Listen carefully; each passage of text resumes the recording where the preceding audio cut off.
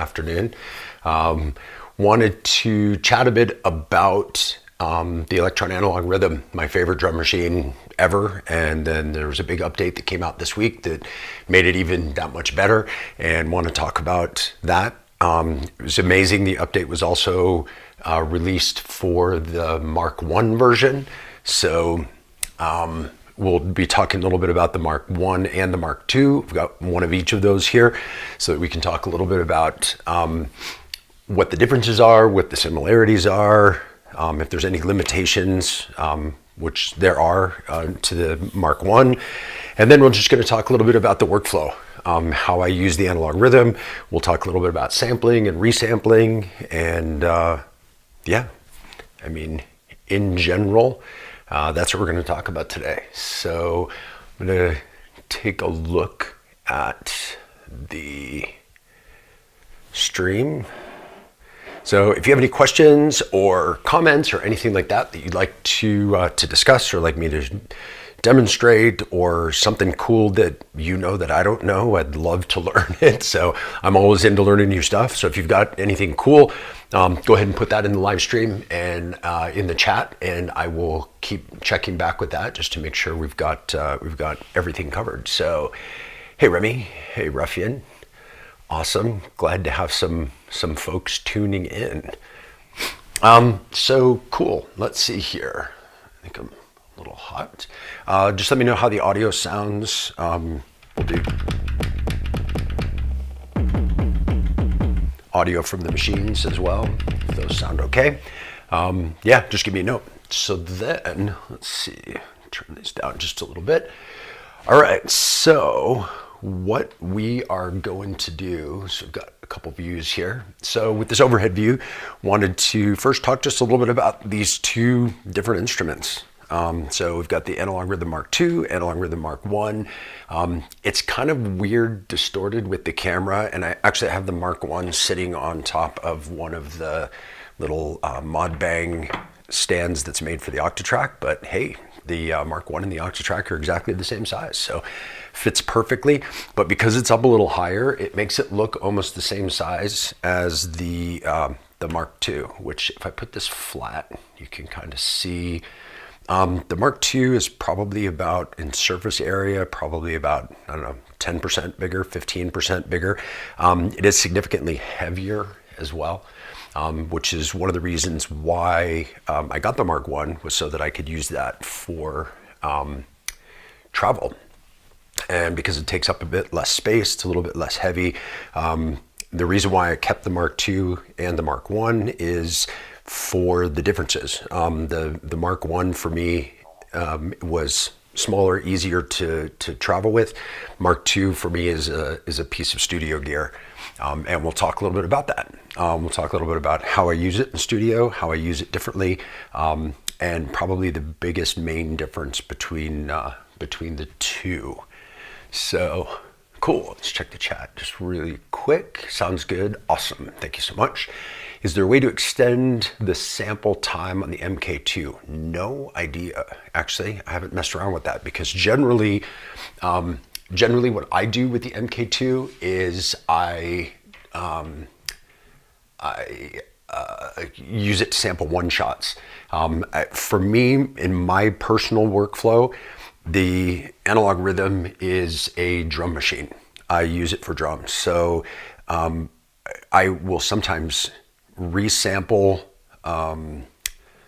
loops in this to use in other things, but I generally use this for one shots, whether those are drum and percussion one shots, or whether those are stabs or individual notes. And we'll talk a little bit more about the Chromatic thing that they added for the with this new update in just a little bit.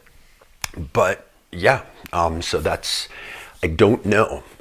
I'll be the first to say when I don't know something. I will also let you know that there is, in the video that I put out yesterday about the overview of the Elektron workflow, there was one thing that was incorrect in the thing about this new update, and that is in the chromatic mode. I was under the impression, because I had been super lucky, I guess, that once you're in chromatic mode, you could use the knob to parameter lock sounds, to specific notes, and that it would stay quantized to scale. That is not correct. I actually went back this morning and edited that out of the video. Thank you very much, Kinga, for pointing that out to me. Kinga found it, and they were checking out their analog rhythm after watching the video and realized that that this wasn't quite the way it worked. So, but I will talk a little bit about why the scale mode is way more usable in the analog rhythm than it is in any of the digiboxes that have the keyboard fold in that kind of scale model. But we'll talk about that in just a little bit. Again, if you have anything you want to add to the chat, just go ahead and fire it up there. Any questions, any comments, anything like that. Otherwise, we're just gonna jump right into it and hang out here in the studio for a little while. So yeah, so here we go. So basically, the biggest difference between the Analog Rhythm Mark II and the Mark I, other than the physical size, which you see, I mean, obviously the buttons, the pads are much smaller on the Mark I than they are on the Mark II. How much smaller? I don't know, let's see. I have a little tape measure here. So they are 2 centimeters in the Mark I, and they're 2.5 in the Mark II. So there you go. That's the difference. But other than that, other than the physical differences of the two machines, the biggest functional difference is the sampling and resampling side of things. So you'll notice on the Mark II here, there's a sampling button and it says direct. So you can sample into it. There's audio inputs on the Mark II that there are not in the Mark I. So you can sample into that from other sources. In the Mark I, you could load samples onto it and use them and use it as a sample player, but it's not really a sampler. So the Mark II is definitely a sampler. So with the Mark II, you can sample into it, which I generally don't do very much. I'm not a big sampler, but I do love it for sound design. And because of that, I use the resampling function a lot. And so using the capabilities of what the Mark I and the Mark II can do, and then being able to resample directly inside the machine, cut down the sample, kind of edit it kind of simply, and then using the transfer app or the transfer software, you can then take those samples that you make, whether they're one shots or loops or whatever, load them into your computer, put them into a file, and then use them in your productions, or load them into other devices, or load them back into this device, whatever you want to do. So we'll talk a little bit more about that and go through that in a little while, but that's really the biggest difference between these two is physical size and the ability to sample and resample. But other than that, as far as like the sounds go, the ability to layer a sample and drum synth on each pad or on each track is the same in both, so you get that same kind of functionality. So both super powerful machines. If you get a Mark I used, I think there's a couple listed here in my area in Denver. Right now they're listed for about $600, and this one, if you didn't get the Black Friday sale, is about $1,800. So it's about 3 times as much. And this has pretty much all the same functionality depending on what you're going to use it for, other than the sampling part, and a couple other things that we'll talk about as we go through here. So let's see, Mike 72 sold MK1 as I did not use it, got a TR8S and very happy with FM and his more immediate octatracker to detect for sequencing. However, the sound design possibilities at 1.7 made me want to get the MK2. Yes, you know, it's funny you bring up the Roland TR8S. I get a lot of comments and questions about that because I don't use a lot of Roland gear. I have, and I've actually had pretty much all of it and gotten rid of it. And it really comes down to workflow. And that was the video that I posted yesterday, was about the Elektron workflow. I gel with this particular workflow, and some people don't, but I particularly do. And I don't gel with the Roland workflow. And some people do, which is why they're great instruments for some people. And for me personally, it's really difficult. They're very, I like the TR8S as far as usability for performance. Having the faders and stuff like that is great. But with the type of performance that I do, where I improvise a lot, and I'm actually improvising even with changing the sound design while I perform, can't really do that on the TR8S because you have to dig through menus with that little screen and try to mess with little things inside. And yeah, you've got programmable knobs that you can assign to adjust certain parameters, but like I think you only have one that you can use. And so you have to have that set up before your performance and know exactly what you're going to want to do. And for me, I never know what I want to do. So it's always kind of an improvised thing in the moment. So that's why for me this workflow works better. But I have other friends of mine that have complete, as much as I have Elektron setups, they have complete roll-in setups, and they're super into it, and that's great. If that's your thing, amazing. And I like it. But sound-wise, hard to beat these machines. Let's see. I'd love to see how you create your rumble / bass. You showed it a few times, but maybe you can explain again how you create your drum kits. Sure.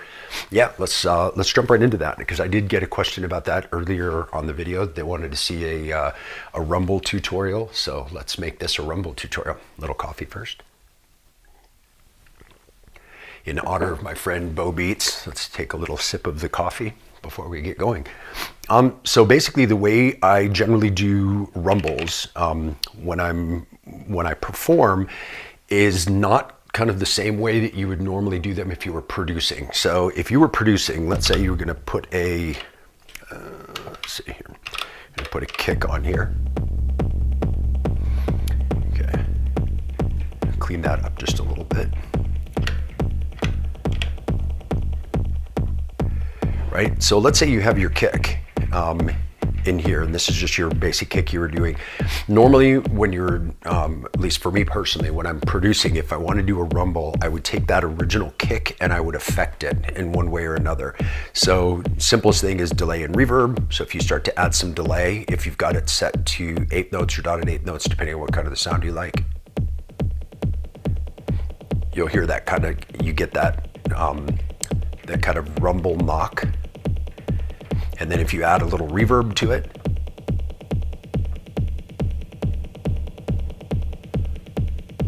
and then sometimes a little overdrive helps.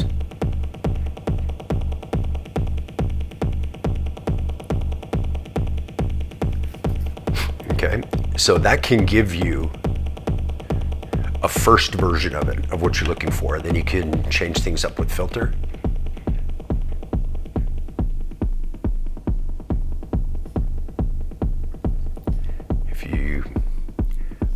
Pass it, and then you add some envelope.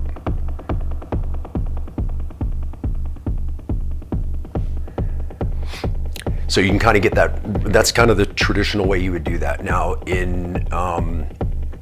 if I was producing, I would send to a delay and reverb on a send return, and then I would record just the sent, or sorry, just the track that it was being sent to. So you would get just the effect to give you just the rumble part. And then you can use that as the rumble that goes along with it. Now with that, you can resample within a DAW, or you can also resample within here. So if you were to take this out, if you were to hit the direct sample, and then you take your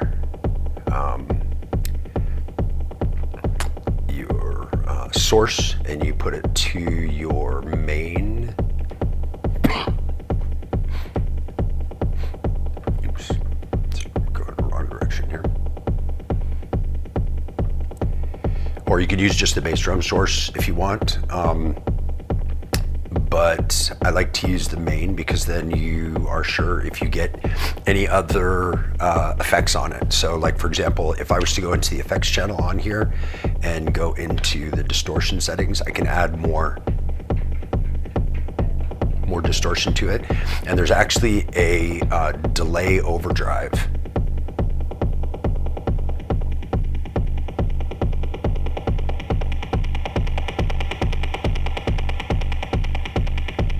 and you can go into the delay settings here as well, and you can add a filter to just the delay part.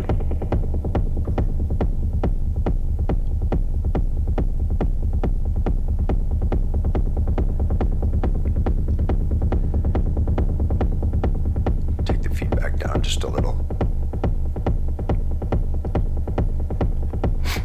So that gives you kind of a nice sounding rumble, because you take the high end off of the delay part of it, so you don't get that high transient, and you just get the rumble the rumble side of it. You can turn that down a bit too.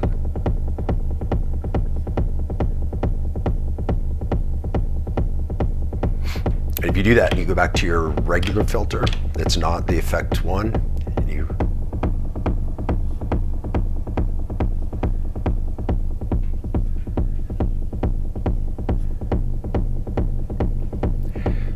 so that way you can get just the transient on the kick hit and just keep the rumble part of it the same. And then it just comes down to sorry, wow.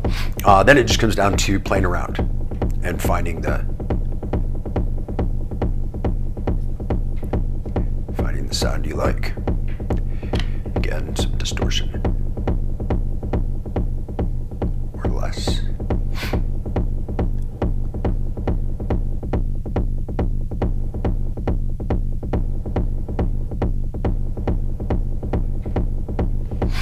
Right, so then once you get that all set, sorry I started to do the sample but I didn't do it. So if you go into the direct sampling mode, you put your source on main, so that way you get the effects track effects as well as the individual track effects. And then you can just hit yes to arm it, and it'll start to record just like that. You hit yes to stop. And now if we were to, let's just take this one off here. Now if you wanted to hear, so that's just the sample. So then you can go in and you can trim your start point, you can trim your end point, which, let's bring it all the way up and just get one hit.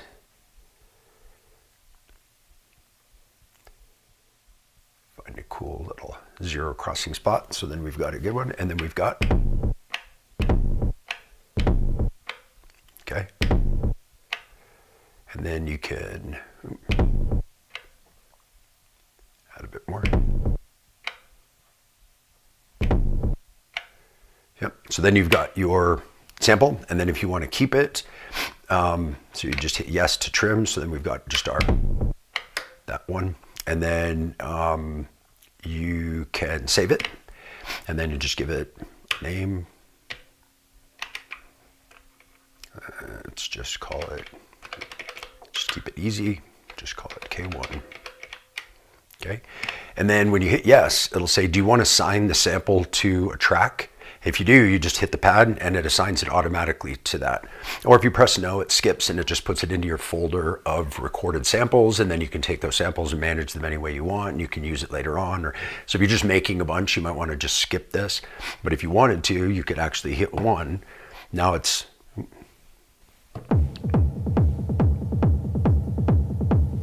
so then if we go into here,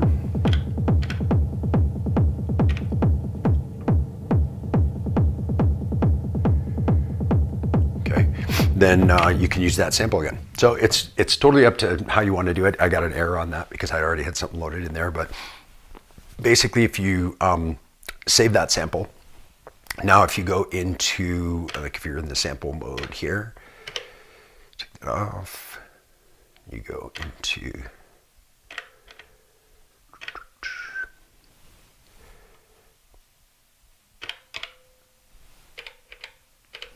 I'm just going to discard this.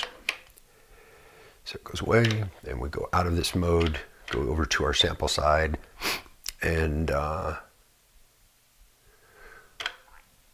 in the effects one here. Okay, so if you go into the samples, then you can actually go in and find that sample and load it into anything you want to do. So, or you can do that through the sample manager, which basically you just go in and you can decide where you want everything to go. Like put it into files. It's much easier to do that file management part in the transfer app. So if you basically, when you would connect this via USB to your computer, you open up the transfer app and you can go in and it shows your recorded file, and then you can create a new file or a bunch of new ones with different names, so like kicks and hats and whatever, and then you can just drag them in, and that way you've got them separated out, and then you can copy them into your computer, or you can keep them managed inside the computer or inside the rhythm. So it's pretty easy to do. Let's go check the chat. Let's see here. When you're playing live, how are you handling the master distortion, compression, or relative volume of the kits in general? Do you save compression distortion setting in the kit and volume match kits before? So generally what I do is if I'm not doing sampling, I don't really touch the distortion very much.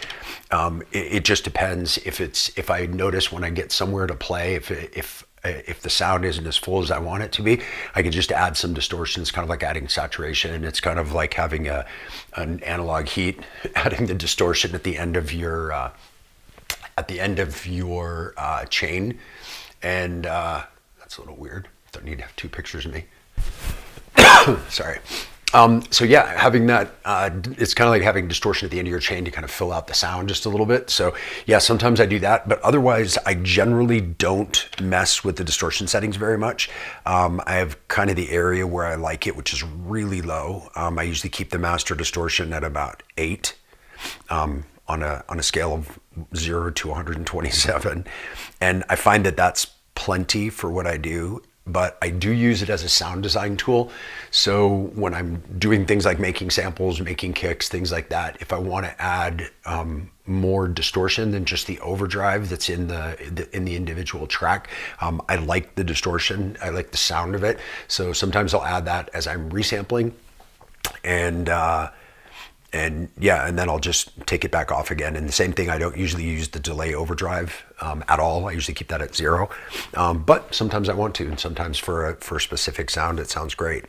But when I do, I'll generally save it, as you said, with the kit of sounds. So like, let's see, as an example here, I was messing around. I don't know how loud this is going to be, so I'm going to turn it down. And I know, yeah, tempo's lower.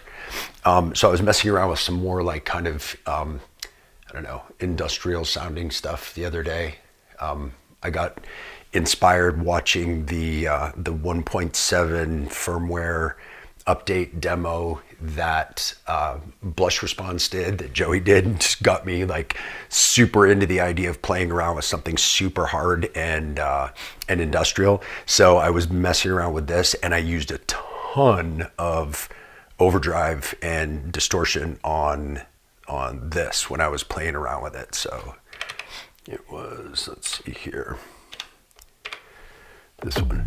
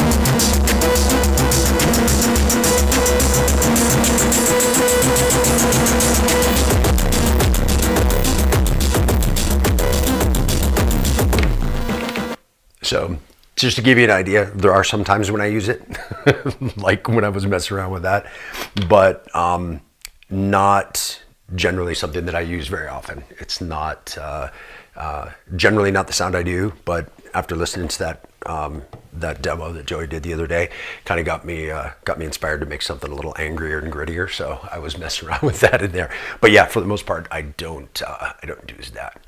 Let's see here in the chat.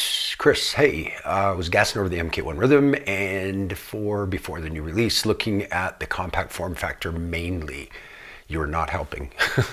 Thank you. Yeah, it's the form factor is great. I love it. It's much smaller.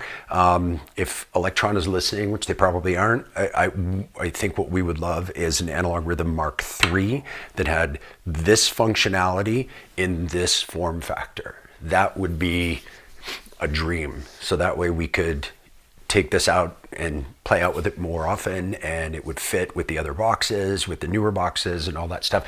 That would be a personal preference of mine, but yeah, we'll see. Yeah, thanks for the detailed explanation. No problem. Great idea. Is bass response different in MK2 like the Analog 4s? Any difference in sound at all? Do you transfer project kits and sounds to from each unit? Notice the difference? I actually haven't. I generally make the sounds on the machine that I'm going to use it on, and I don't usually do like this sysx dump stuff to move things across. I do transfer samples a lot, which is probably the easiest way to do it, because since the Mark 1 can't sample, anything that I want to sample, I sample in the Mark 2, then I'll use the transfer app to, you know, drag it over and put it into the Mark 1 and use it that way. I haven't noticed any massive differences, but that's going to be hard just because of the way I have this run. These aren't run separately into my mixer right now. I've actually got the Mark 1 running into the audio in on the Mark 2, because that's another way that you can use it, is you can sample from one into the other. So I just had it set like that, so it's kind of set up as a sample track, as a sample input. But you can kind of, let's see, oops. Oh, so when you do it this way, you have to go into the sampling mode, and there you go. You have to put it on, and you don't have to be sampling to do this, but it's just basically monitoring the input. So you put the input to audio left and right that's coming in, and then you switch your monitoring to yes. And so that gives you a monitor in coming from the thing that you're using here. So I'm gonna go back where I was before. So that's sound coming in from the Mark 1, and then if I was to do kind of something similar, let's see here, I have to take this all back to normal again, all those things that we changed. Let's see if I use the same source, so let's go to bass drum hard, and then on this one, what do we have for the source? Okay.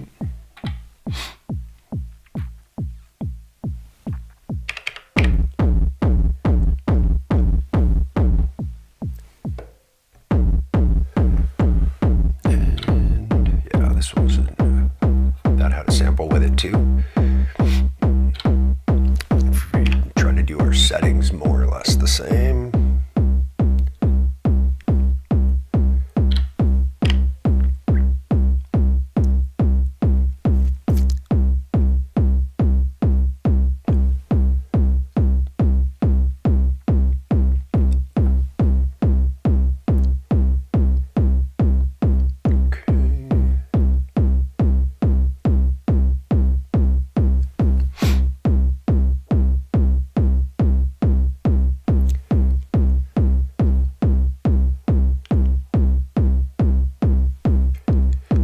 Trying to get these set up the same or as similarly as I can, and then we'll kind of hear what the sound sounds like.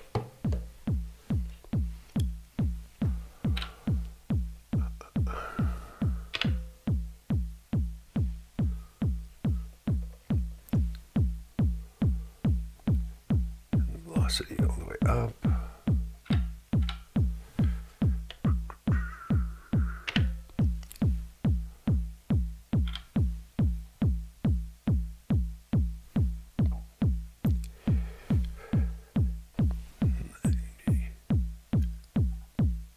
Sorry, just trying to dial in all these settings so that they're more or less the same.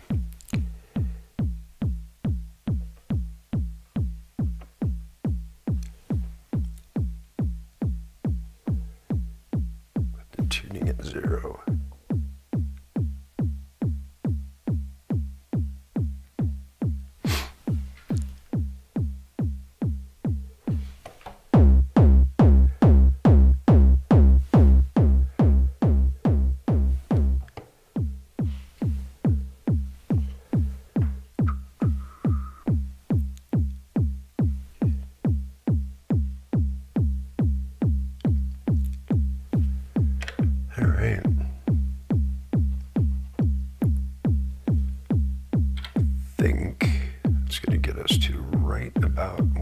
To be.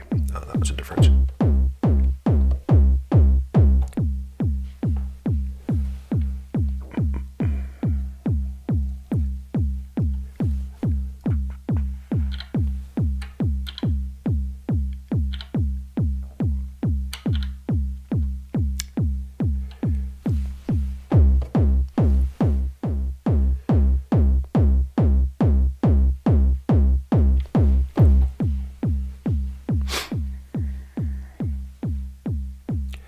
Sounds like I do have something that's still off a bit, but anyway, sounds are really similar. Engines are really similar. Even with the new update, being able to put in the side chip and side raw engines into the Mark 1, which is great because like the side raw came over from the Syntact, and so it was cool to be able to have that in there and get some more melodic stuff into the rhythm. But yeah, I mean, similar enough in sound that that there's not a huge difference. And yeah, I mean, the main difference really is the form factor and the sampling. Let's see. I meant this stream is a great idea, by the way. Cool. Let's see. Yeah, OCK, what's going on? Gabber time. Yeah. All right. So cool. So now I guess what we'll do here is just going to mess around with a bit on the Mark 1 with a couple of the new features that were really exciting and interesting in this this new update. So let's go to something a little bit more melodic with the kick drum. So I have a kick in the background, but something else.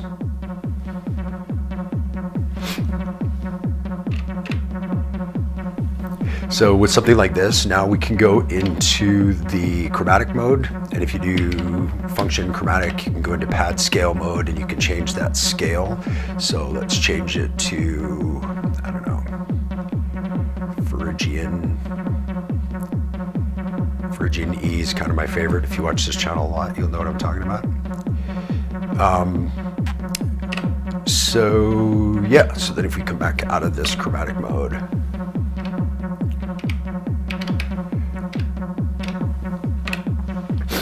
let's drop these back in again and see. All right, I just want to make sure that they went in at the same level. So those triggers are going in at a C. And if we go into the chromatic mode, you can see what the notes are in that Phrygian E scale. So let's bring that down and bring the arrows down. So that's the C that it's playing right now.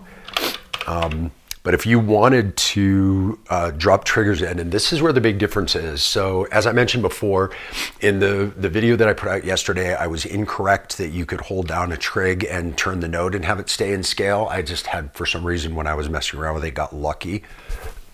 Sorry, gotten lucky and hit the right notes. But this one is still much more usable than the one that's in the digiboxes. And the reason being, with the digiboxes, when you do the keyboard fold, the 8 the 16 steps in the sequencer become your keyboard, and then you have to use them to play things in. So you can't hold a trigger and hit a note on the keyboard and have it go in that way. And that was always the big frustration, was there wasn't a way to hold a trigger and lock something to it. In the Octatrack with the arpeggiation mode, you can hold a trigger and turn the knob and it would be quantized to scale. So that's what I thought they had done here. I was incorrect. But what you can do with this that you can't do with any of the other boxes, because you have the keypads here, which you don't have on any of the other boxes, you can use that to put your notes in. So these are the notes that are in the scale. So as long as you're hitting any note that's on here, you're in scale. Now, these notes that are empty, you'll notice that there's still a tone, but it quantizes to the next note of the scale, right? So you see those two are the same. So what this makes it really super fast to be able to put notes in. So where I would do this on, let's say the Oxy 1 sequencer, is I would hold a trigger and I would turn the knob to put it in. And that's what you can do on the Octatrack as well. With this, I can just hold a trigger and hit that. And if I hit the wrong one, it'll quantize to the next one. And then when I play it,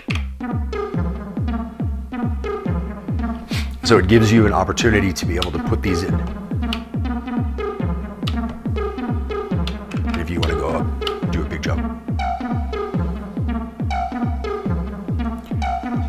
So it gives you a really quick way to quantize things to scale, which is something that was missing in the analog rhythm before. You couldn't quantize the scale. It had this chromatic mode and these great pads, but the only way you could play it was chromatically. There wasn't any way to set it to a scale and make sure that you stayed in that scale.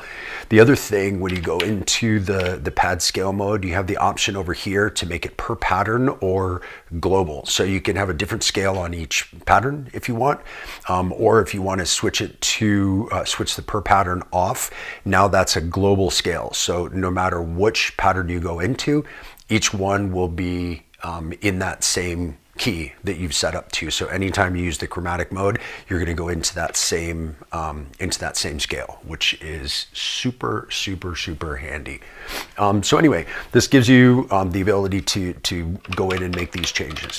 Now, the other big change that I talked about in the video from yesterday is the Euclidean sequencer. So if we're using this track again here where we don't have anything set up, if you hit trigger a second time, it takes you into the Euclidean mode. Then you just switch that on.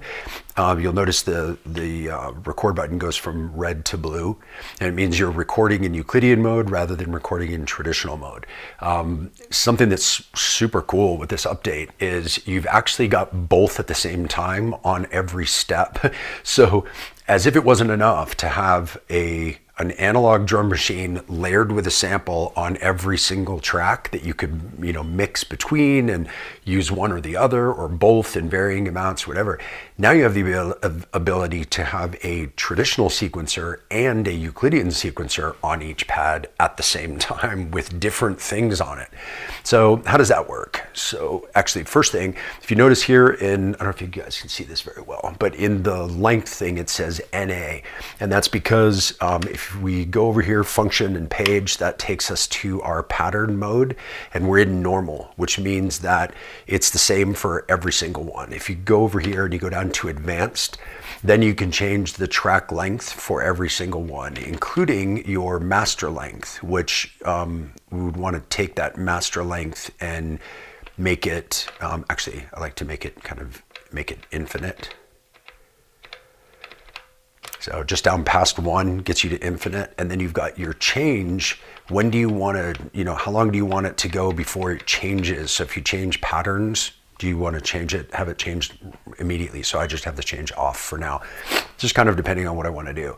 So now if we do function and page, we go back out of there. Now, if you notice, length says 16, but if we turn this encoder, we can change that length to anything we want to, up to 64 steps, which is the length of the sequencer. So with Euclidean sequencer, you start off with a length, So let's start off with 16 just to keep it simple for now. That means that this is the length of our sequence. And then you start adding what's called pulses. So the first pulse, add 1, and it will always put it on the 1. Then if you add a second pulse, it will divide 16 by 2. So right now it's dividing 16 by 1. So you have it on the 1. Then if it divides it on 2, it'll put it 8 steps later, which is on the 9. So if we go to 2 steps, now you've got a 1 and a 9. And that's because those can be divided evenly, right? Then if you go to 3 steps can't be evenly divided into 16. So the Euclidean sequencer, the math inside, will try to divide, and you'll get a step, 5 empty spots, and another one, then 4, and another one, then 4. So you've got 5, 4, 4, 5, 4, 4. So when you play this, if you've got it on 2 steps, you'll have something very even, right? But as soon as you switch it to 3, then you get these cool off patterns. But it's still repeating every 16 steps because that's the length of our pattern. But if we change that, and let's say we bring that down to, well, 15 steps. Now it will repeat every 15, but we've got 3 pulses, and 3 pulses divide evenly into 15. So it's pulse, 4, pulse, 4, pulse, 4, takes us to 15, and it starts again. So then you get this.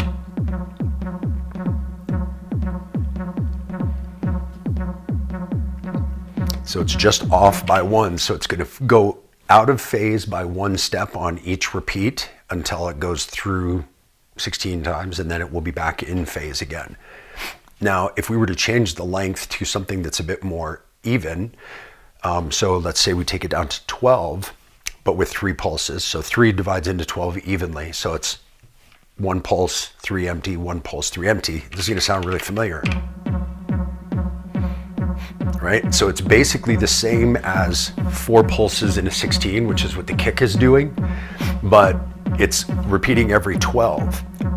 So now if we were to change this to, let's say, 5 pulses, because 4 is even into the 12.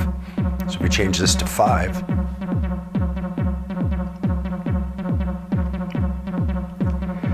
So you see you get something that has 5 pulses repeating every 12 when the kick drum is repeating every 16, right? And playing on the downbeats each time. So it gives you kind of a cool way to do fun rhythms, doing rhythms within a polymeter. So you've got 2 different meters because it's 2 different lengths, but it's the same number of, it's the same size of divisions. So it's still divided by 16th notes here. Apologize for the coughing. Haven't been able to shake this cold. So it's still the same number, or still the same size of divisions. They're still 16th notes, but one pattern is dividing the 16th notes 16 times, and the other one is doing it 12 times. So that's why you have 2 different meters. And in the video yesterday, I talked a little bit about polymeters versus polyrhythms. This is a polymeter. A polyrhythm is the same length of time divided differently. A polymeter is the same size of divisions in different lengths of time. So in a nutshell. So that's why this is the way it is. Before I go any farther than this, I'm just going to go to the chat and see if there's any questions on this. On the digitone, you can go up and down with the arrows, which pitch up and down, but quantize the keyboard scale. Oh, cool. I didn't know that. I wonder if that works on this. Let's try that. Let's go back to our note here. Oh, no. No, not a way to do that here, unfortunately. Let's see. Your approach to enhance the tension with the layers of a sample is really interesting for improvising. Do you use this method only in hi-hats? No, I use it on a lot of stuff, but it works really well with hi-hats. So, yeah, let's just go over to a different track for a second so you can hear this. So on track 11, we've got a hi-hat sound here, and that is just a synth version of the hi-hat. So if we let's do it. Oops. Let's do an offbeat hi-hat here, just like, oops. Yeah, just a normal offbeat hi-hat. Would sound like this. Yeah. Right, so that's just the cymbal drum synth from inside the rhythm. So I can shorten up the decay if I want.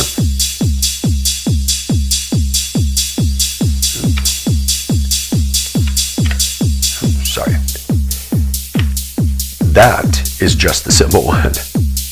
So that's with more decay, less decay. You've got filters. You've got resonance. You've got the attack. If you want it to sound more like a shaker. You've got the sweep. So your initial hit sweep sound, right? So this is all of that is being controlled as part of the cymbal engine drum synth from within here. So yeah, so it's, I use that. I generally keep these ones pretty short, just to give me a short sounding hi-hat for that particular impact.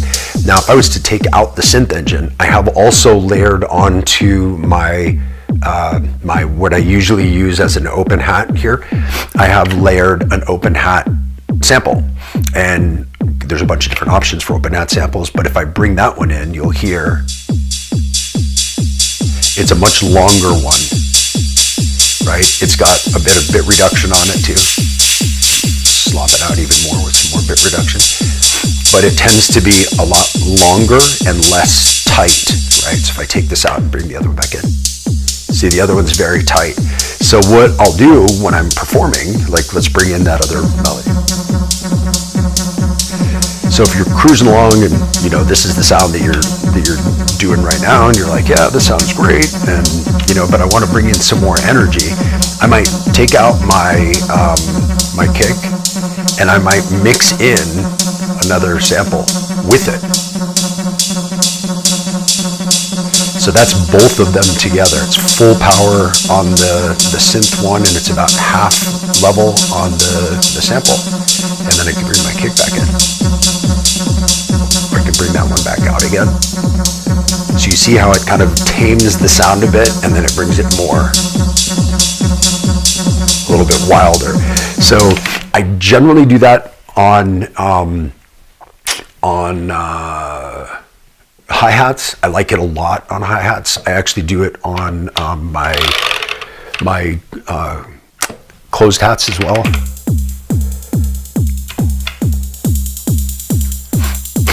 So you'll see like,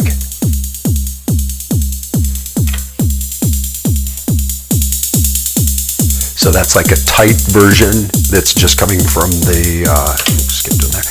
That's the tight version that's coming from the synth. And then if I bring in the sample, you'll hear it kind of slops it up a bit. And because you've got the ability to mix those two together, and you can mix the synth engine and the sample engine, it allows you to create kind of an infinite number of hats within your performance. So while you're playing, you can create all these new sounds. So you can create new hi-hats and things. So it makes it really cool. There's a lot of flexibility in performance to be able to think in your head, okay, I want to add this, it needs this, I want to change this, and then to be able to just go right into it and change it.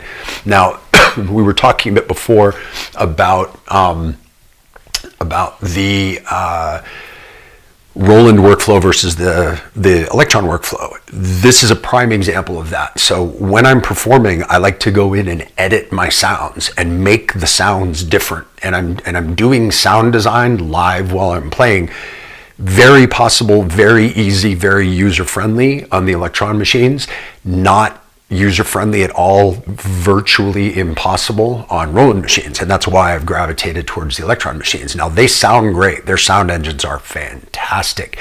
If only it was as easy to manipulate those sound engines live as it is with these machines, it would be kind of like a dream come true. Unfortunately, it's not. And so that's the main reason why I use this. Let's see, let's go over to the chat here.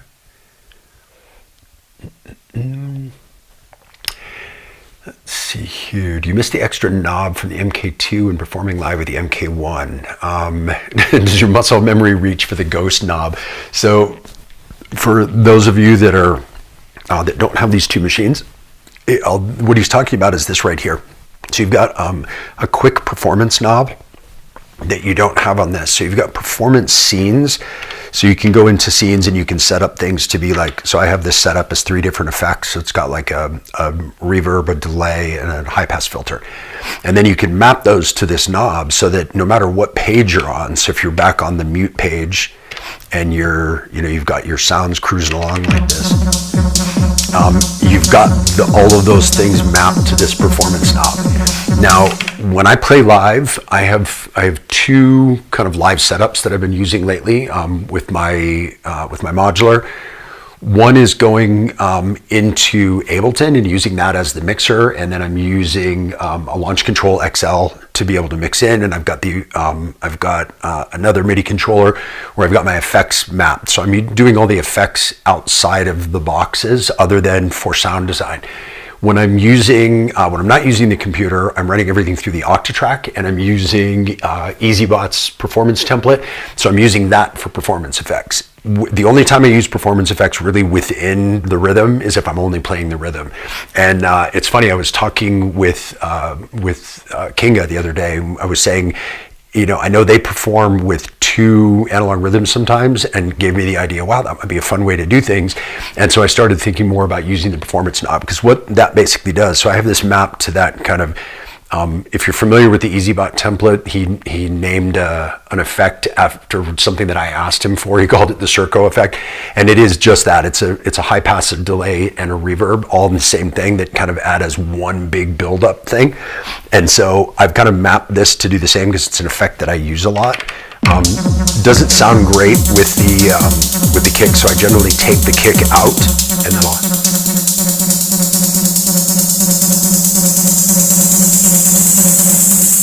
then you can drop back into it. Right. So you can use the performance knob for things like that. That's not on here. And to answer your question, no, I don't normally reach for the ghost knob because I almost never use this. I've just been using it a lot recently just because I was playing around with the idea of using 2 analog rhythms to perform with without anything else, and trying to do a whole live set just with 1 or 2 analog rhythms. So let's see, syncopation is nice, but not compatible with the internal swing. It's funny, that's the second question I've gotten today about swing. Now, I don't, obviously you guys can hear the music that I do is techno. I don't generally use swing very much.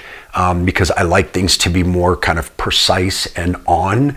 And if I want them to be off, I'll generally use and again, this is because I'm used to the Elektron workflow, I'll generally use micro timing. So like if I'm on, let's say I'm on this track and I want to move, well, that's not going to work because that's on the Euclidean one. So let's say I'm on this track and I want to move this. I can hold this down and go sideways with the numbers, and you can see you can move this off grid. So if this is on grid, oops, let's see here. If this is on grid, so this is my offbeat hi-hat. So if I take this 7 and I move it off,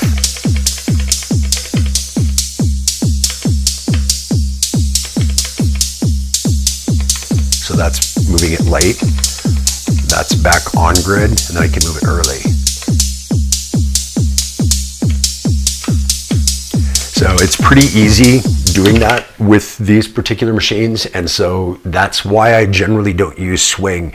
When I'm doing techno, when I'm doing house, I'll use swing more, and then because of that, I don't generally use as many polymeters and things like that when I'm doing house music, so I'll use more swing. So to answer the question about them being compatible, I'm not really sure because ever really use them at the same time. I generally will use swing in music styles and genres that feel like they need swing. And with when I'm doing techno, I don't usually use swing very much as I use micro timing, just because I prefer to have a bit more control over that stuff. Let's see.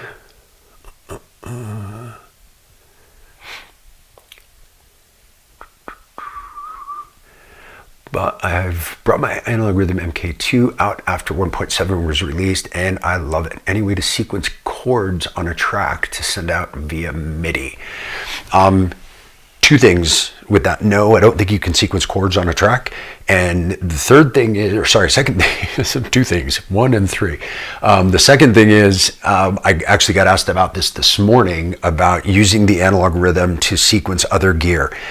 Yes, it's possible. No, it's not very good. And so I would say, if you're into sequencing other gear, I would use other machines first before I would use the analog rhythm. Any of the digiboxes or the Octatrack or any of that stuff are going to all be better. Even the analog 4 is better at sequencing external gear than the analog rhythm. When the analog rhythm originally came out, you couldn't even sequence external gear with it. They had to add that in with a firmware update. And so it's not good. It's not its forte. It's not its strength. It can do some very basic stuff, but if you were going to sequence external stuff, this is not the machine that I would use for that. I would use pretty much any other Elektron box, or as I mentioned in the video yesterday, and here, change this over. Let's chat. As I mentioned in the video yesterday, where Elektron machines really shine is when you're sequencing within the same box. Now, they've done a good job about adding MIDI sequencing capability to other machines. Notably, the Digitact and the Syntact for me are outstanding. The Syntact in particular, because you can write music in the Syntact. Let's say you're traveling or something and you just want to bring one box.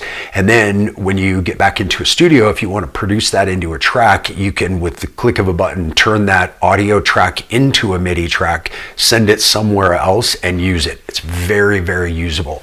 So if you're looking at one of these boxes and you're looking to sequence external gear, I would point you towards the Syntact probably first before anything else.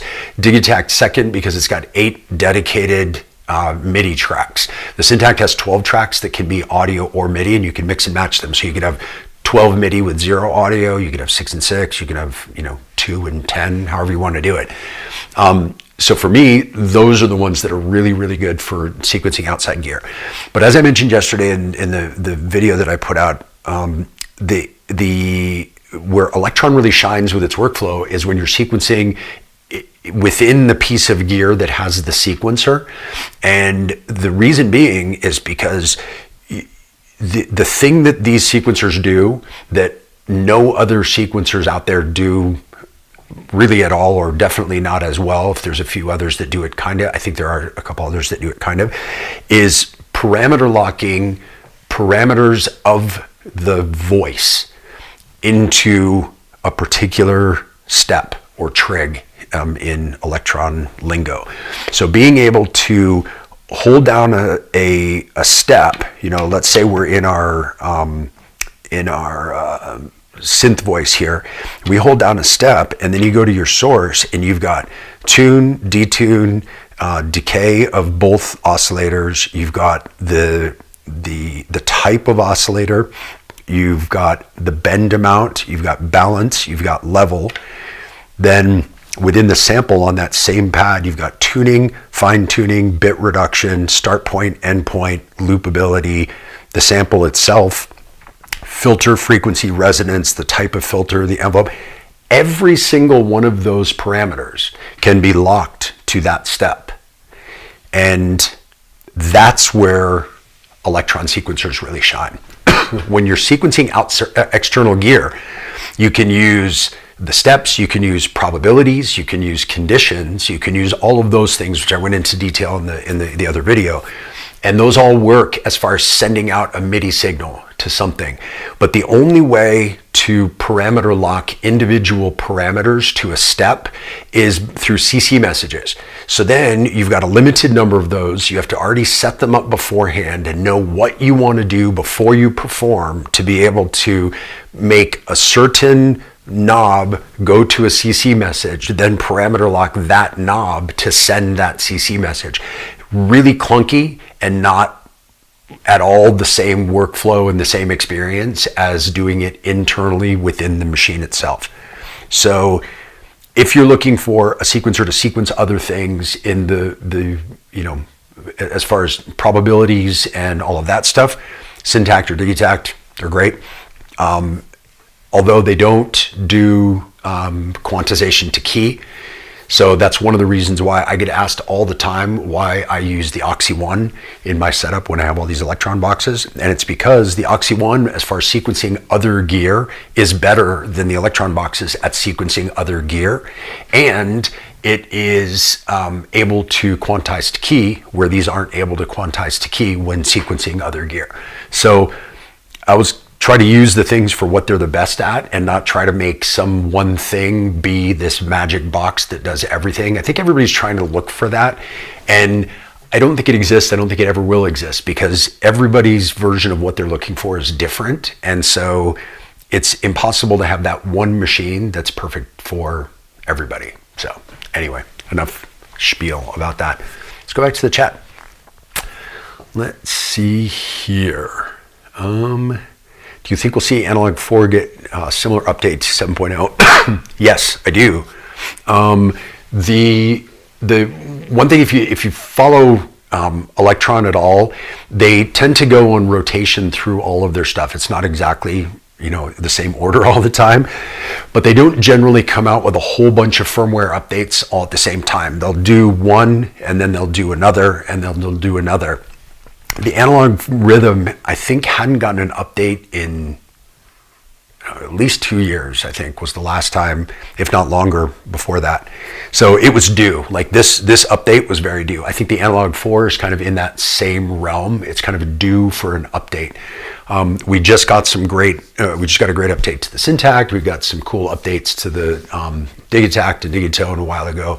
So they've already kind of seen theirs. This was due. I think Analog 4 is probably due, and we'll see. And generally what they do when they do these firmware updates is they tend to kind of cross the functionality from one to the other, from one box to the other, whenever possible.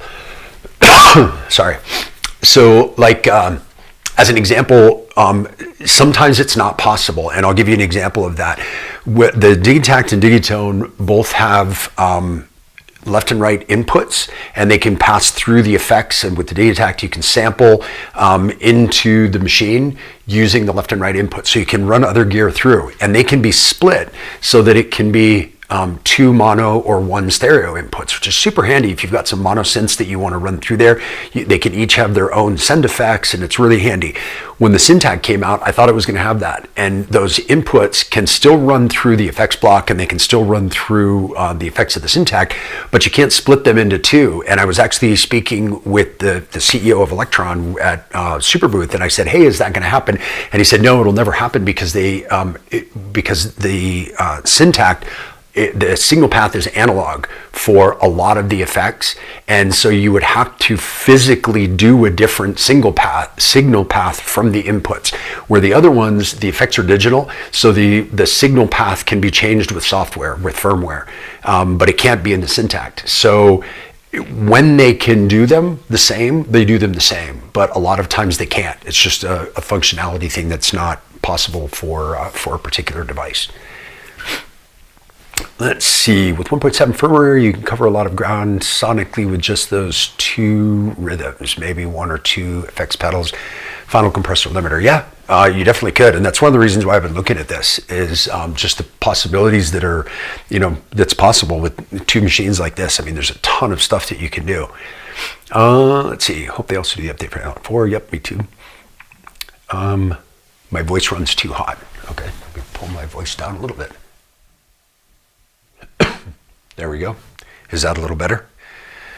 All right. Thank you for letting me know that. All right. So let's see. Euclidean sequencer in the analog 4 would be awesome. Yes, it would. I agree.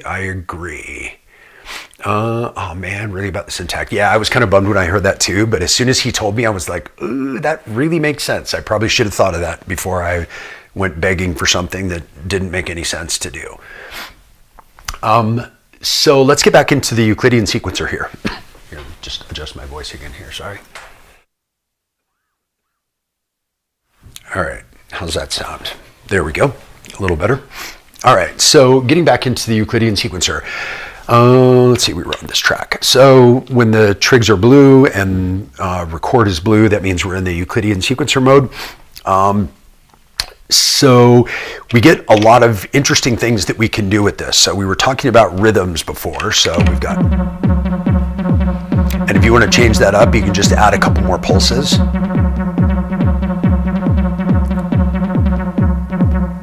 Or you can change the length. Right? And it gives you some different options. So that's all well and good, and that's kind of your standard Euclidean sequencer mode that you would see in any piece of gear that has a Euclidean sequencer, which is only this within the Elektron world of things. But what's cool with this one is there's a few interesting features, some interesting features that I've only seen on this one. I mean, I'm sure they're in others, but any of the gear that I have that has Euclidean sequencers doesn't have this. So first and foremost, you've got a second Euclidean sequencer within the same one, and then you have a Boolean operator that can use Boolean logic to decide what steps are played. So you get even more randomness within that. If you have any questions about that, watch the video I posted yesterday. It's a long-winded thing that I won't go too in-depth into.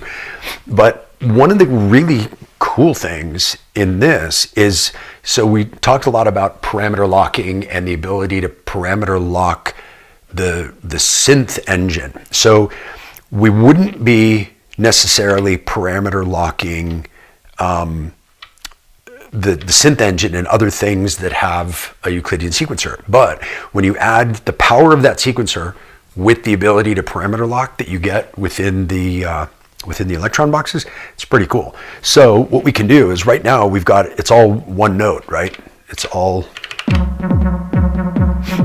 cool, you know, it's techno, so it's probably pretty cool. But if we wanted to make this a little bit more interesting, we can go in and hold down a note, and then you can parameter lock whatever parameters you want. So let's play this while I hold down this second note in the sequence. Oops, no, I don't want to do that. Okay, so let's change the note first. And let's do it in chromatic mode. So we know it's in key, or we can put it there. And let's change another one.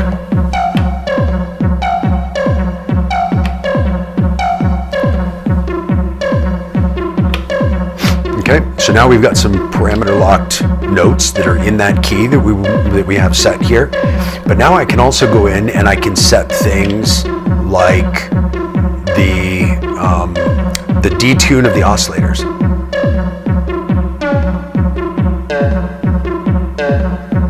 Or the decay.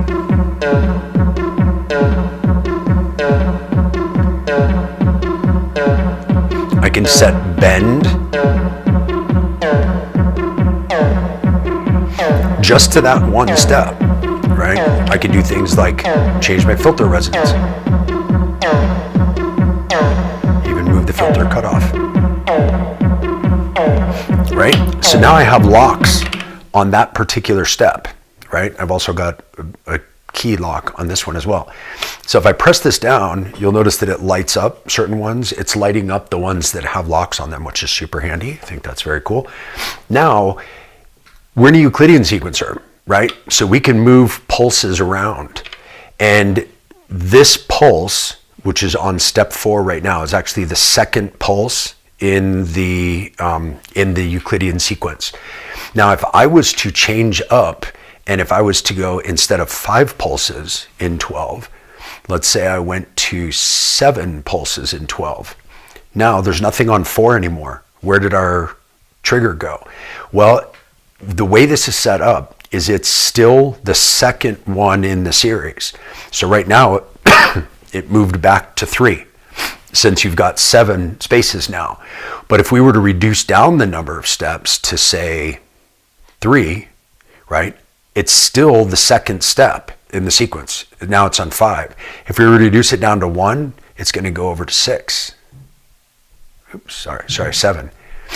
So that's dividing that 12 up into 2. So now if I was to play this, and now watch what happens as I add steps. Let's go to 3.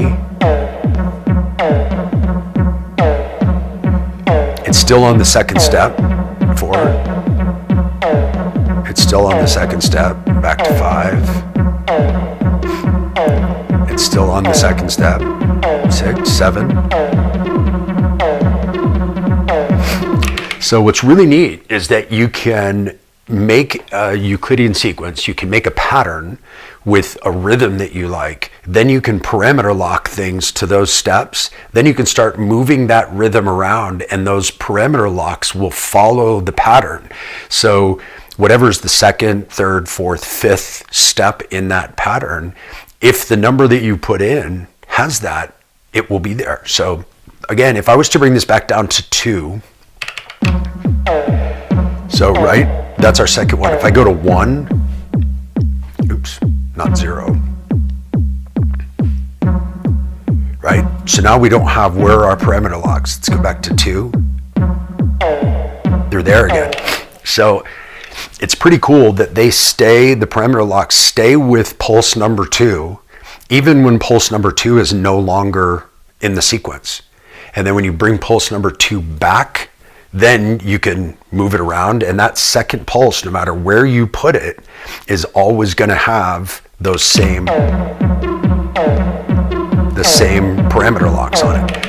Now, what if you don't want to just use this? What if you want to use your regular sequencer and your Euclidean sequencer? Okay, or what if you want to use? What if you think that pulse is super cool? So right now in the Euclidean sequencer, I can't add other triggers, right? Because the way this works is you've got a number of pulses, so you don't have the freedom to add them wherever you want. So another cool thing they did with the implementation of this is if you hold function and you switch the Euclidean sequencer off, it transfers those 5 pulses and the length of 12 to your traditional sequencer. And it transfers it with the parameter locks. So now what I can do is I can hold this trigger that has those locks on it, and I can copy it, and I can paste it here, and I can paste it here, and I can paste it here. And now listen.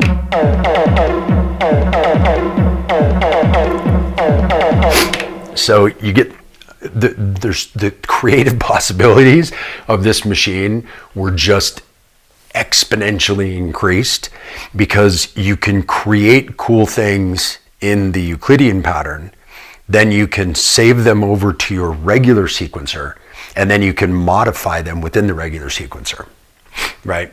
So now, if that's not enough, what you can do from there is that Euclidean sequence is still there. So now we've got 1, 2, 3, 4, 5, 6, 7, 8 pulses in 12, because that's where we added them, right? We can take that down to 7. We can do it however we want. We can change those pulses any way we want, because now they're regular trigs. They're not pulses. The Euclidean sequencer still has 5 pulses. So if I switch that back, I switch that on, we still have the 5 pulses here, right? So if we play, and then if we go back,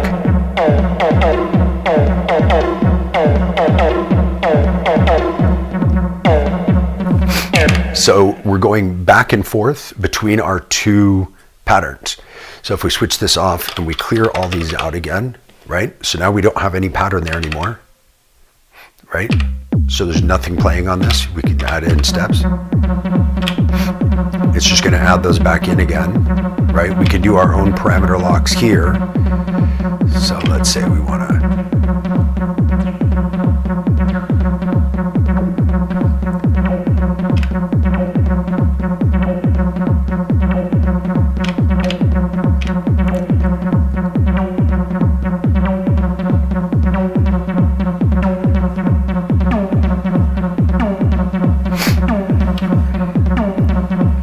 want to switch back to our Euclidean. And we go back to our Euclidean. We can parameter lock some stuff here.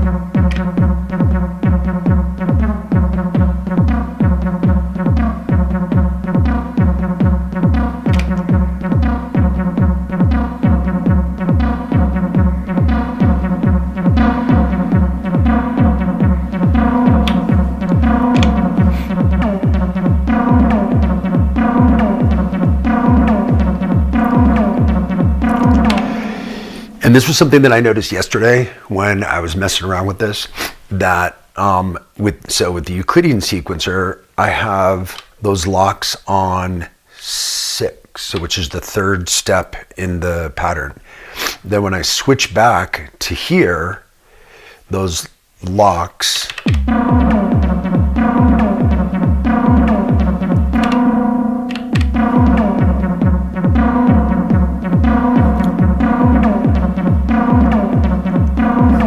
switch to a different trigger. So I'm not exactly sure how that works. I don't know if this was maybe the step that was originally done. I'm gonna have to mess around with this some more to see how it works, but it doesn't transfer directly from one to the other.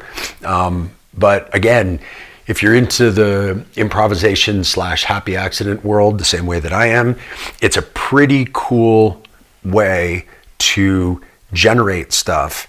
And again, with this new key chromatic mode, to be able to just go in like that and enter in something that you know is in key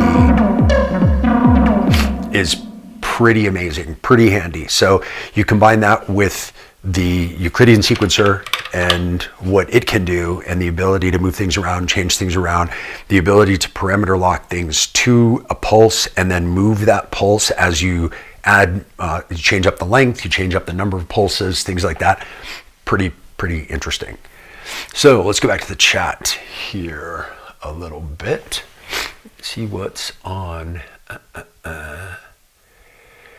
external swing box and work around it. Cool. Nice descriptive vid. Awesome. Glad you like it. Let's see. Can you save a parameter locked Boolean trig as a sound by holding it and pressing yes? So I'm not exactly sure what you're asking about, because there are no Boolean trigs. All the Boolean operator does is decide which pulse from pulse 1 or pulse 2 or both or neither to play. So the trigs are actually attached to the pulses that the Boolean operator is deciding between. So there's not really a Boolean trig. So that, yeah, I don't know if that helps or not, but yeah, so like, yeah, so the way that the Boolean operator thing works is that, so right now, if you see, let me do this an easier way to visualize. So on pulse 1, the track 1, I guess, Euclidean sequencer 1, I have this set on 2, where actually, let me just take this to 16 just to make it super easy to see. So the length is at 16. We've got 2 pulses. One is on 1, one is on 9. So now if we add 1 pulse to number 2, you won't see it because it always adds 1 pulse on 1. Then if you add a second one, you won't see it because it adds it on 9. But if we go to 3 pulses, all of a sudden you have this one, which you don't see, this one, and this one. So these 2 are from only Euclidean sequencer number 2. This is only number 1. And this one has a pulse from 1 and 2 on it. So then if you use the Boolean logic, right? So OR means that it will play on all of those steps. Actually, let me just, before we do this, I'm gonna go back down to 0. So I'm gonna change the note on these so that they're much easier to hear, right? And then we're gonna add in our 3 steps. They'll be on the lower note.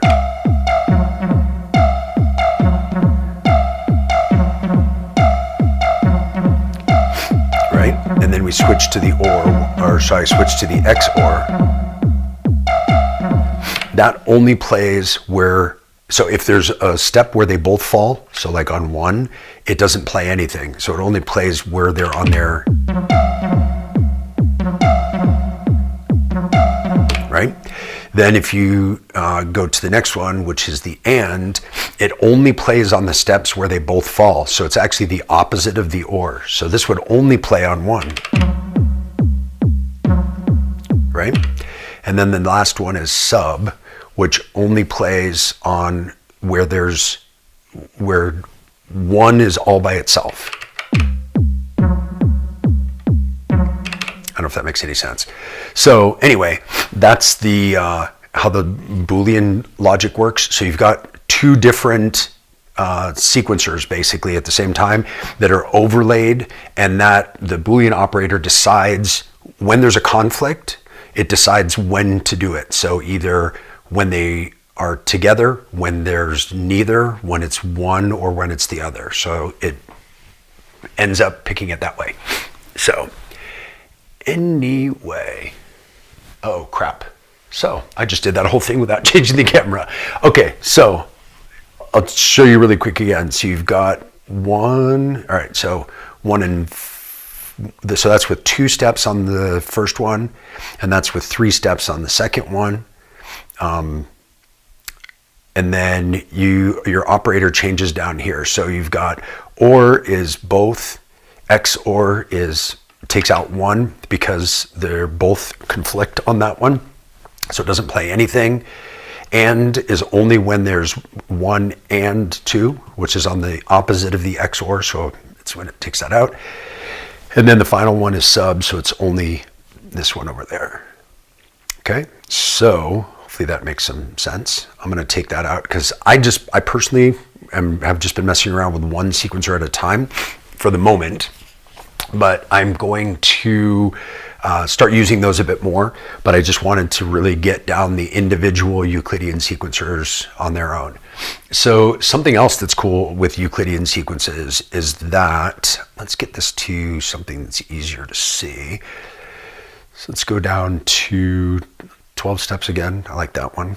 And then let's go to 5 pulses. So you can see it's 2 empty spaces followed by 1, followed by 2, followed by 1, followed by 1. So it goes 2, 1, 2, 1, 1, 2, 1, 2, 1, 1. So that's how you get those kind of cool, right? But then we have the ability to rotate the entire group. So you can make this go, so if we take it to 0, so you've got 1, 4, 6, 9, 11. So if we rotate it +1, it goes to 2, 5, 7, 10, 12. We rotate it 1 more, and the one that was on 12 goes back to the beginning. So if you think about the sequence being a circle, it takes it back to the beginning of the circle, right? So then you can move things around. So so if we start off at 0, and this is our pattern,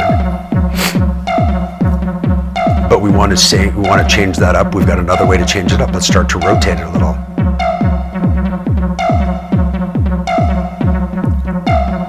And that's easier to hear if we do it in relation to another pattern.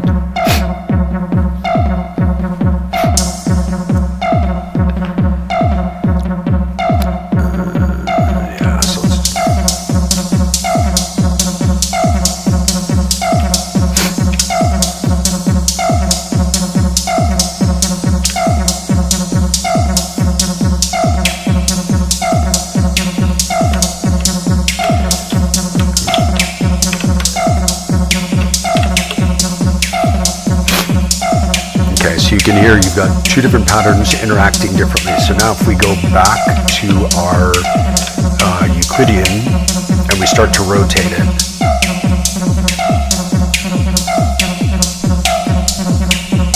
you hear they play off of each other in different ways, right? So again, another way to randomize, kind of pseudo randomize, right? So it's it's not that you're doing it in a random way, it's kind of controlled chaos. So you're able to do certain patterns, but when you mix them together, they interact with each other in random ways. Now, something else, again, that's very cool with this, so you hold function, turn this off. Now you've got that set as your pattern. Remember, on track 4 here with that pattern. But if I do function and copy, I've copied that track. So now if I go to track 8 and I do function and paste, I've just pasted that Euclidean track that I had from the other one onto this one. And it pastes the Euclidean track and the traditional one. So if I play this on that kind of more percussive track, that's my traditional one. And then if I switch to the Euclidean one and change this up,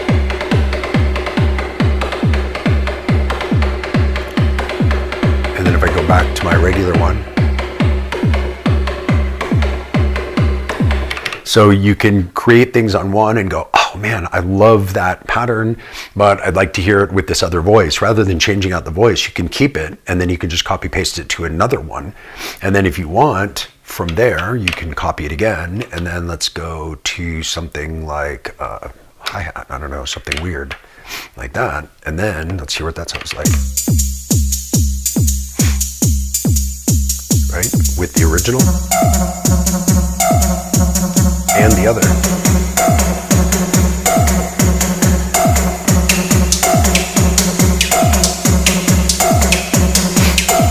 So again, really super cool way to mess around with these together.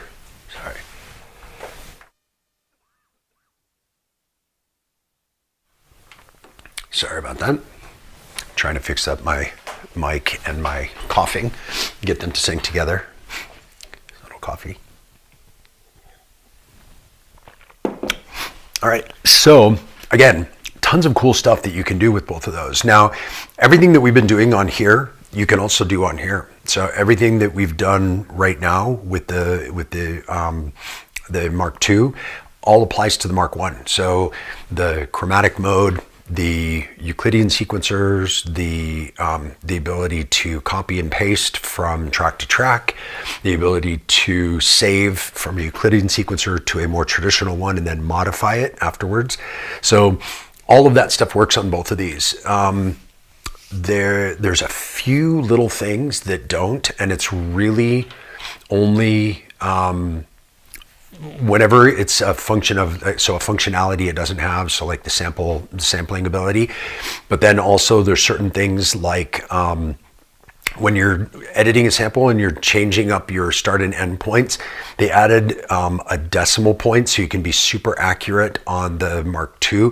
They didn't add the decimal point in the graphic because the screen resolution was too crappy to be able to do it. But I have heard from a few people on the forums that it does still do it. You are still moving it by the decimal, but it just doesn't show it on the screen. So there's little differences like that between the two, but other than that, it's the usability of these two together is pretty darn cool. So let's go back to the chat here, see if anyone has any questions. Camera, yeah, sorry about that, guys. Going back to I am a synth geek. I am not a camera person. This setup is already like super high tech for me to be able to use because I've just never been much of a camera person. So let's see what else. If you got any other questions, please put them in the chat. Happy to go over anything. Otherwise, we'll just start kind of messing around with stuff using some of this stuff. And what I wanted to do is just kind of go in and start something new. So let's just go into a blank track. Cool thing with the analog rhythm is that you can load in kits. So you just decide what you want your kit to be, load that in. Now I have a kit. So that was just a random kit. people have asked me what's my workflow with this, especially because when I'm performing live, I'm improvising. So what my workflow generally is the analog rhythm is always drums for me. Although that could change, I shouldn't say it, because now with this chromatic functionality, I think I'll probably use this much more for melodic content. But up until now, it has been always drums for me. And because of that, whenever I'm using this, whenever I kind of sit down to write or to, you know, create or sound design or anything like that, what I'm generally doing is making kits. So I will, you know, start off, and I've got kind of a functionality that I use with my kits just so that I know where everything is. So one is almost always, well, it is always a kick drum. 5 and 6 are generally rumbles, and we can talk more about that in a minute. Across the top, it's, well, the first 3, so 9, 10, 11 are usually closed and open hats. 9 is usually closed hat, 10, 11 are different open hats. And then 12 is generally something percussive, short, that can act like a hat that's not a cymbal. So like a wood block or something like that, that I would put in that same sort of way. And that frees up 2, 3, 4. Well, 2 is generally clap or snare. So that frees up 3, 4, 7, and 8. And those are generally where I would put more melodic content. Now, because of the way the engines work on this, so there's different synth engines depending on where they are. So if we're in 3, we have the ability to use the regular melodic synth engine. So the dual VCO, now the Psy chip and the Psy raw, those are added, plus snares and bass drums and rim shots and stuff like that. All of those different synth engines. Same thing with 4. That's basically all, yeah, it's all the exact same ones. Although that one has a clap engine, which I virtually never use. I usually use samples of claps for some reason. But then once you get into 7 and 8, this only has tom, white noise, and an impulse. And so those are the only synth engines that are on these, because these were designed to be toms. So they don't have all of the different synth engines on them. So what I generally do, I mean, sometimes I'll use the toms as kind of a melodic thing, but what I generally do is on 7 and 8, that's where I would be more likely to use a sample and to use something like a stab, a synth stab, or a bass note or something like that, that I can then sequence. And I can use the chromatic mode to play and stuff like that, where 3 and 4 would generally be synthier things, I guess, if that's a word. I don't know if that makes any sense. Yeah.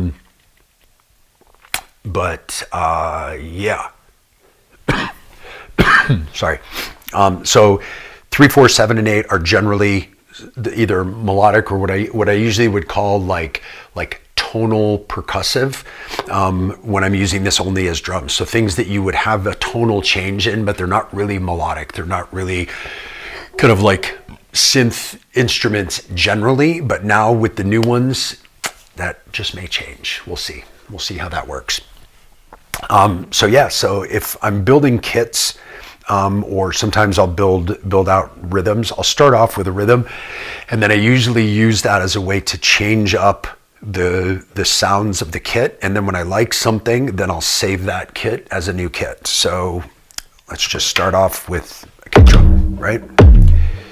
So if we go in, just start off with a 4 on the floor kick. I generally put another one on 16, and then I'll go into the probability, and I will have that on the 4th of 4. Yeah, because I like to work with 16-step patterns for performing live, because I'm not a big fan of having it change pages and not knowing which page I'm on, because I am sequencing live often as well. So I want to be able to see the whole sequence here. And if I want variation, I don't usually put it as part of a longer sequence. I'll usually put it using a trigger condition, so a probability or something like that. So I would normally put one on the 16, have it be play only on the 4th of 4, and then I generally bring the velocity down by about half on that one, so it would sound like something like this. Oops, unmute. And let's get back to a normal tempo. I'm a big fan of 140, but usually like to start there. So you'll hear this will only play on the 4th time through the pattern.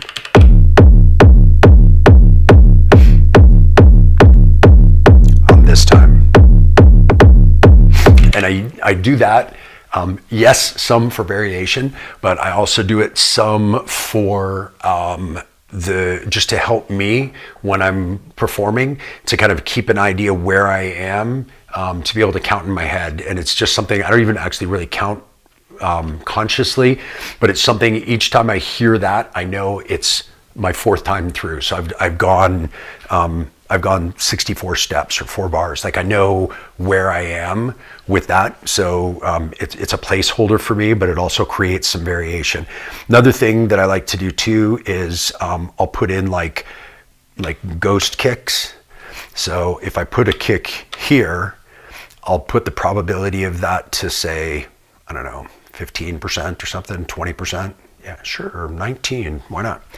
And then I'll drop the velocity way down to maybe, I don't know, 15 or so. And then I'll copy and I'll paste those in a couple other places as kind of like grace notes. And they're only going to play every, I guess, 19% of the time, because that's what I put there. And they play with a much lower velocity, but they're going to play in a position that's kind of a grace note to the kick. So it gives it some more variation.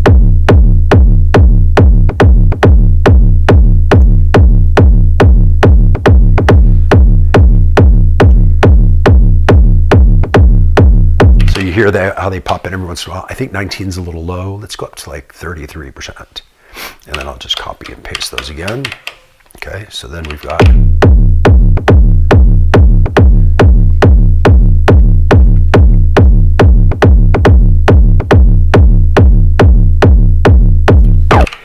So it gives some variation and makes it interesting. So, but for right now, let's just keep it straight, because we're just going to mess around with the kick. Let's go back in here. Do you use the slide function much? I don't. Although I was messing around with it the other day. Now with the new synth engines, the side chip has a pulse width square wave, and using the slide kind of makes it sound 303-ish, which was pretty cool. Off topic, those headphones, is it any good? Long lasting battery? Yeah, I love them. I mean, I love the fact that I can move around in here, because I've got racks over there. I've got my computer behind me. I've got this table where I have my live setup and where I film videos. So if I'm writing or if I'm messing around, I can use these wireless and just kind of run around and do whatever I want. And a lot of times I'll forget I even have them on my head, because you're moving around so freely, you're not tangled up in cords. So yeah, I love them. Battery life is good. It's not great. I think it's a couple hours. But they charge pretty quick, and they charge with USB-C. So I'll just leave them sitting here charging, and then I'll take them off, and we'll see. Probably now that I say that, the battery's going to die, which if it does, I'll let you guys know. Let's see here. MK1 user, but I hope to get an MK2 sometime. Thanks for showing the differences with both units. Yeah, sure. It's I think they're both awesome. I think, you know, for 90% of the functionality, there's no reason to get an MK2 from an MK1. For me, the reason why I have an MK2 is really that sound design and resampling piece, because I'm not big on making samples. I don't like to do it in my DAW. I've never been much of a sample person, and I'm not very good at it. This makes it really super easy. So I can sample one shots, or I can sample, you know, like top loops or whatever. And then all I have to do is just plug it into the computer, and I can drag and drop them. So it's really a lot easier for me than even doing it in a DAW. And that's the main reason for having this. The performance thing's cool, but I don't really use it. But that resampling piece is great. And I like the fact that they added a few buttons to give you some direct access to things that were button combinations before. But from a baseline, you know, if you've never had an analog rhythm before, and you don't need that sample resample functionality, there's no reason not to get a Mark I and, you know, save 2/3 of your money. It's way, way less expensive to get a Mark 1. Let's see here. That's a mean kick drum. Thank you. That kick drum, while we're chatting about kick drums, that kick drum is a sample, but it is a sample that I made on the rhythm. So it's one of those things that, you know, I wouldn't have these kick drums like this. You know, that was made by layering drums together on the rhythm. And I can show you kind of really quickly how that works. So let's take that out. I'm going to change up the sample, and let's just go. So here's a straight 909, right? If I bring this in. So I've got two versions of a 909. I've got a clean kind of thumpy thuddy one, and I've got one that's got a little bit more fatness to it, a little bit. It's almost like it's got the 808 side, but it's just basically with the decay turned up. So if we start with the basic one, so that's just a basic 909. Now we can go to the synth side of things here, and we can start to modify this into something else.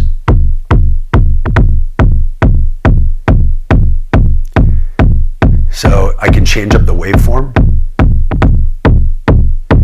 So that one gives it a lot more of a thud, a lot more of a hit.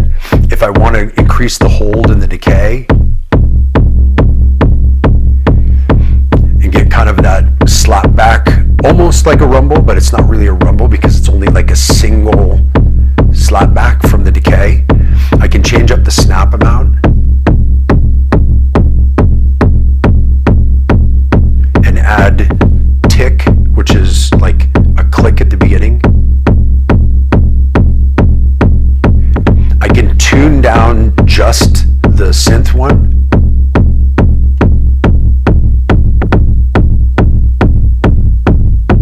Or up.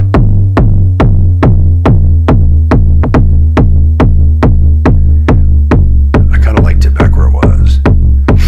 Up just slightly, maybe. And then you can move around the waveform again.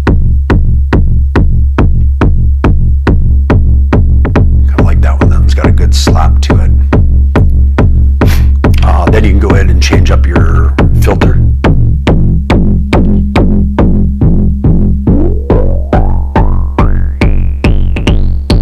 So you can hear the real tick from before. If I was to go back to the source and take the tick out, you can hear it go back down a little bit.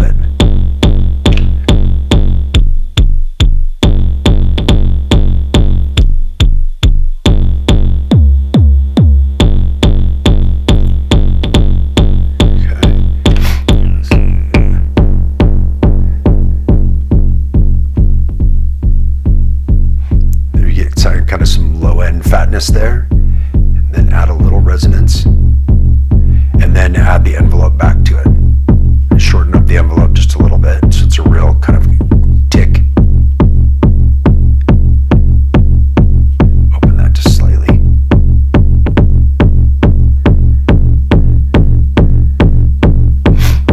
Right? So that's a combination of a 909 plus the drum synth that's inside the analog rhythm. So that gives you, I think, a pretty cool kick drum.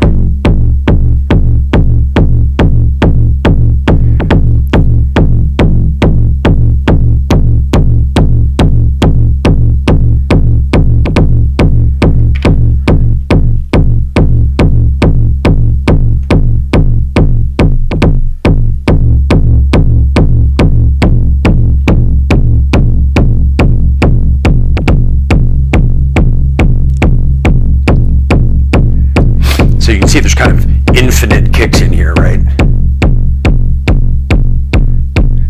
Turn down the synth part just a little. So this is synth and sample together. If I was to take the sample out, that's what we're getting from the sample, or I mean from the synth engine part right now. But we're adding it to, so if I pull that one out, we're adding it to this. Right? You add those two together.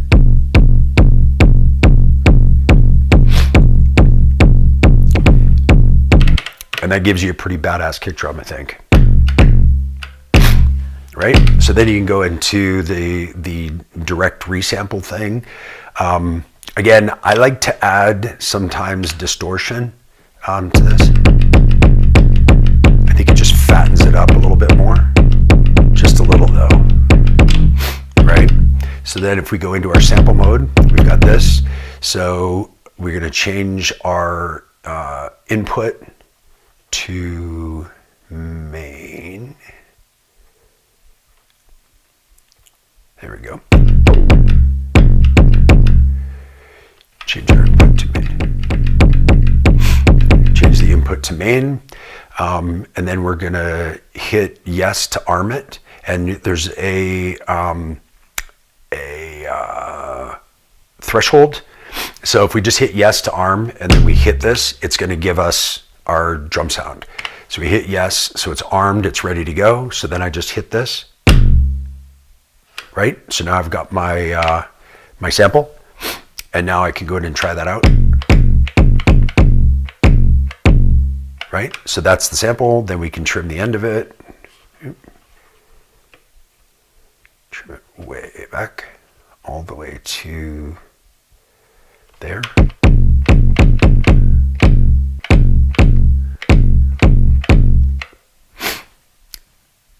And just verify the front. Get that right at the zero crossing. Cool. And then you just hit yes to trim. So now we've got our thing trimmed. Yes to save. And we use this kind of clunky way to do stuff here. Let's call this BFK, also known as Big Kick 01. And let's go back to, let's make that 03, because I think I already have 01 and 02. And then you hit yes to save.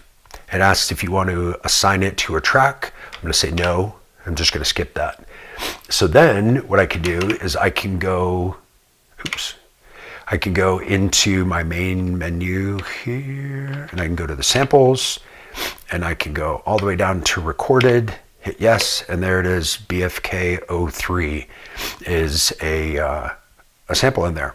Then I just hit yes. If I want, I go to the right, and I can move this to a new directory. I can create a new directory. I can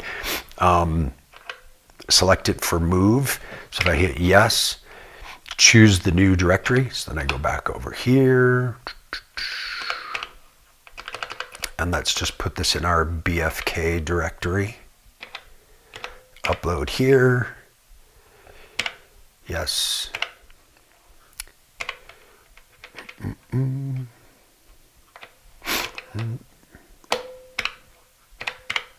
Yeah. So anyway, sorry. Take this off of there. So that's how easy it is to deal with samples. So then you can load that sample in wherever you'd like. You can connect to the transfer app on your computer, and you can drag and drop it into a folder that you keep in your computer somewhere of all of your stuff. Something else that's kind of cool with this too, as far as while we're in kind of like, I'm going to discard this one, so it just kind of clears that out and allows me to get out of sampling mode. It won't let you get out of sampling mode if you've got a sample in there, because it wants to know what you want to do with it. Do you want to record it, or do you want to get rid of it? So another thing that's cool here is, let's say we go to, I don't know, let's go here. Let's go here and do a bunch of closed hats. And then let's go here and put an offbeat hi-hat like that. And then let's go to here.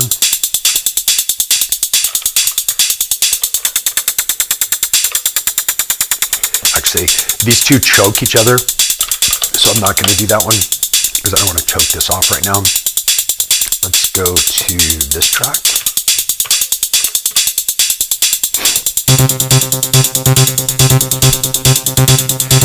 And let's change that to something that's a bit more percussive.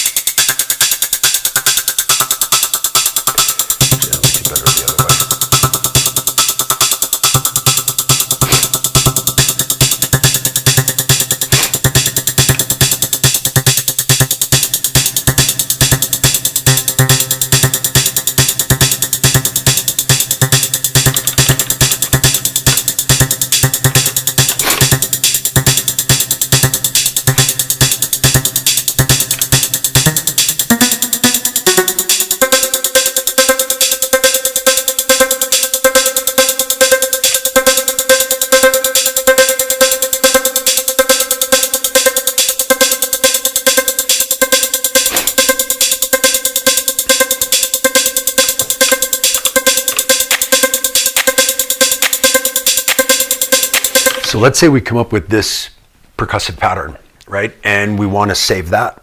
I want to sample that to something. So if we go back into our sample mode, we're still in main, so we're going to get all of those things coming out together. We can set the sample length. So right here it's set to 64 steps.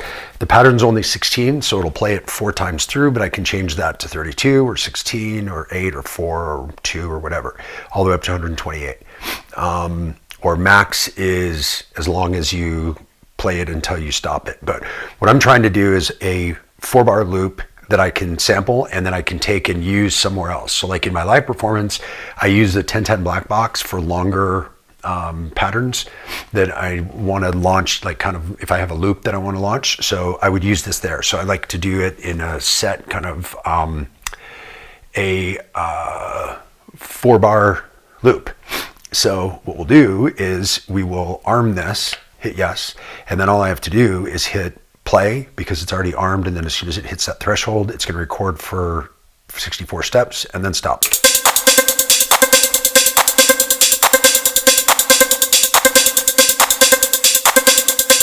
Okay, so now that's recorded.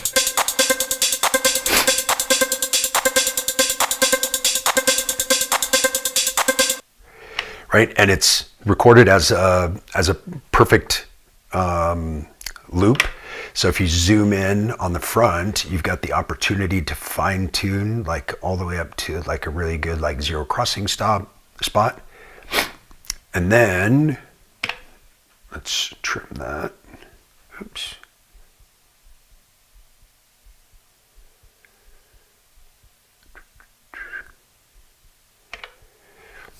Okay. So then with this, zoom this back out again, right? So that's our whole sample there.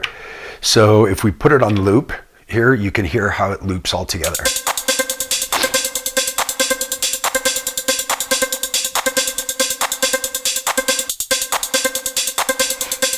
So it didn't get that last part. So what I might do is in my DAW, I might go in and I might put a little fade on that just so that it makes it a little bit smoother because it does kind of chop it off so it doesn't get any of that, that extra little tail. If you wanted to get the tail, you could do it as, you could only do it 2 times through, but put the length a bit longer and let it get that last little bit and then trim it back to where it was. So now with this, I can take this thing, I can save this out, or I'm just going to discard it, but you can save that now, that loop, put it somewhere else. You can use it here. You can put it in the Digitact and chop it up. You can put it in the Octatrack and chop it up, put it into your DAW for production. You can do whatever. So having that sample ability in here is a ton of fun. So let's go back to the chat here a little bit. Let's see here. MK2 is on the way. Good move. Let's see here. Change from the MK1 to the MK2. No regrets. So much easier to live with this display. Yeah, the display. That's the other big thing. So it's funny because you would think by looking at this that there's something wrong with this display, but that's just the way it looks. Like here in person, like if I turn the ISO of the camera way down, you could probably see a little bit. Here in person, I can kind of see it, but it's a white background with a kind of a gray or light gray writing on it. Not at all easy to see. And then you can see the difference with this one with the black background, much higher resolution, slightly larger. So just much better screen. And that's one of the things you pay for with the difference. There's a YouTube somewhere that cheats an extra LFO by rewiring a sine wave back to the machine. Then I forget. Yeah. That's one of the things I think a bunch of people were complaining that there's only one LFO per channel on this, and I get it. But to be honest, this isn't really that type of sound design machine. Like if you only had one LFO per channel on something that was really for sound design, that would be, you know, as far as like melodic sound design and evolving sounds and things, this where it really shines is with one shot. So that LFO is cool to be able to do things like, I like to put the LFO a lot with the destination being like with a random wave on my hi-hats. Well, here, I'll show it to you. Go back to mute mode here. So if you got just like kind of your normal standard hi-hats,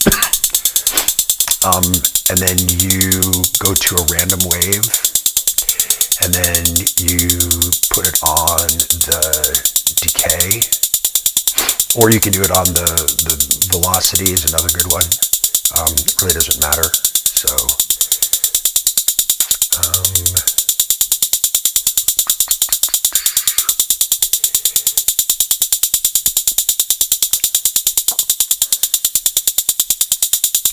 yeah, so let's put it on the decay, and then as you turn it up,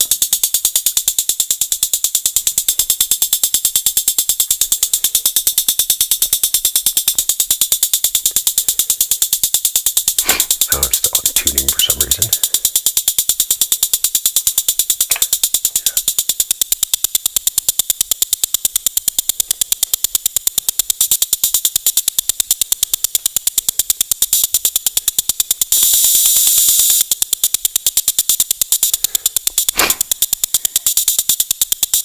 So you can see it gives you some variation in your hats, and you can do the same thing with the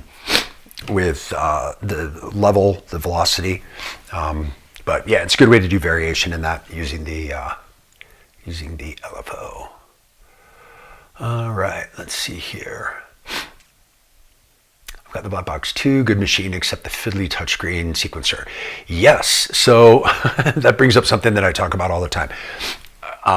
I use, anytime somebody sees that I have a black box in my live setup, they're like, well, why don't you have an Octatrack? You can use an Octatrack. You have a DigTech. Yes, you can.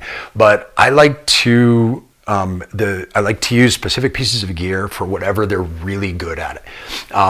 The black box is finicky when you're trying to like sequence, and if you're touching the touchscreen to use the sequencer, it's super finicky. So I would never sequence with that. I would sequence with an Elektron device. I would sequence with the MK1 sequencer because that's what they're really pros at.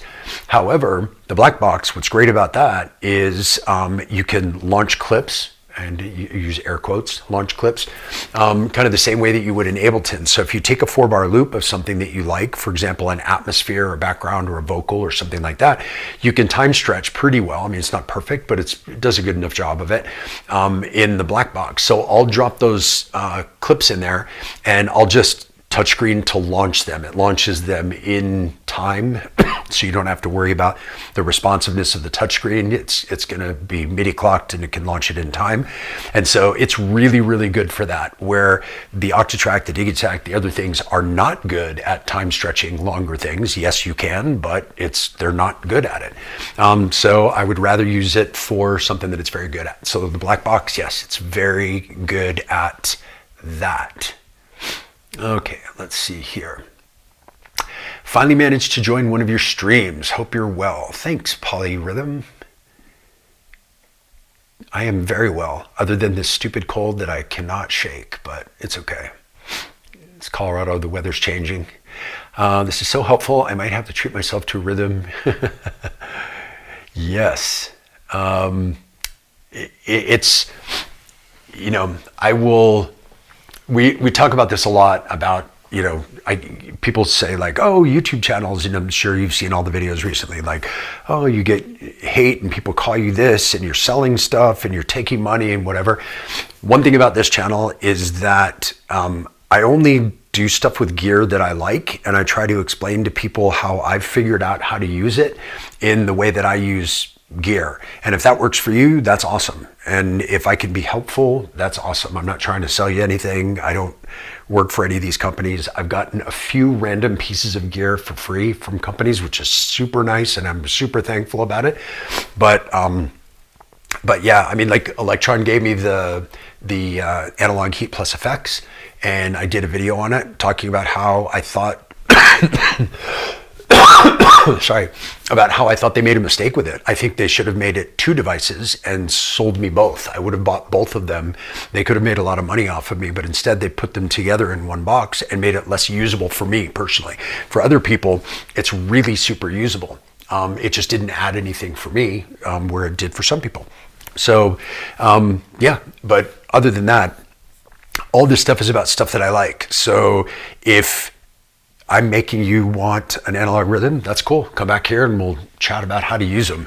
I will tell you that the reason why I'm doing this video and the reason why I've done quite a few videos about the analog rhythm is because for me personally, my style of music, the way I produce and perform, I think this is the best drum machine ever made.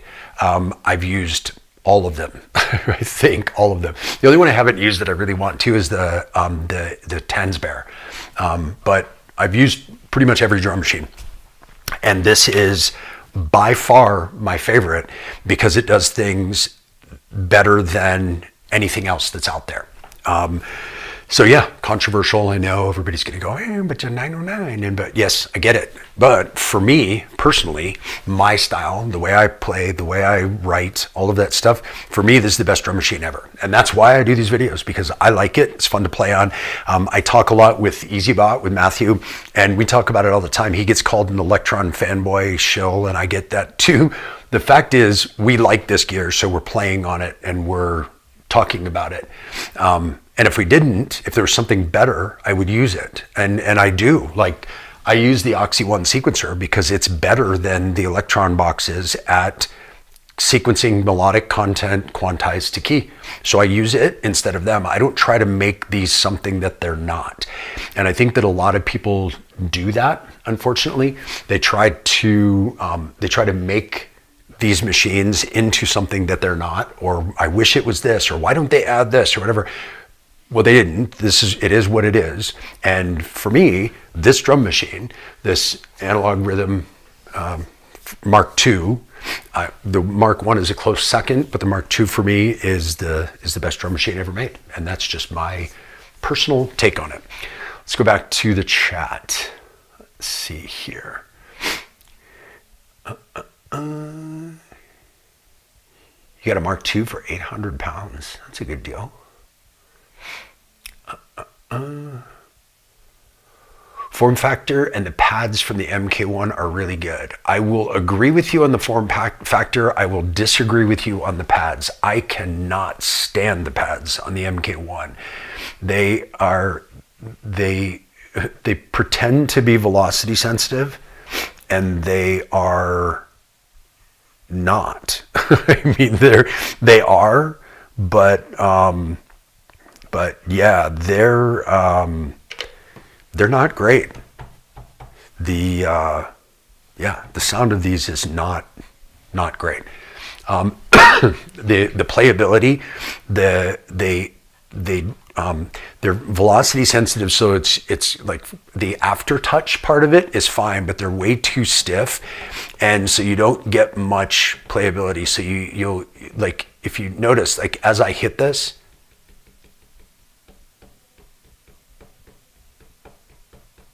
sometimes it works, sometimes it doesn't. So they are not great. These ones on the Mark II, I feel are much better. I wish, I don't think they need to be this big, because honestly, most people that are using this are not finger drumming on it. I mean, some people will, but it's not ideal. Like if you're a finger drummer, you're probably on an MPC or a Machina. But with these, they're not great for finger drumming, but these ones are at least truly playable and usable, whereas the ones on the Mark I I am not a personal fan of, but I'm not a finger drummer, and so maybe you are, maybe it goes with your style, but not mine. Let's see. Hey, Tape Pusher, how's it going? Can you recommend a good stereo end of chain effects pedal hardware other than the analog heat, please?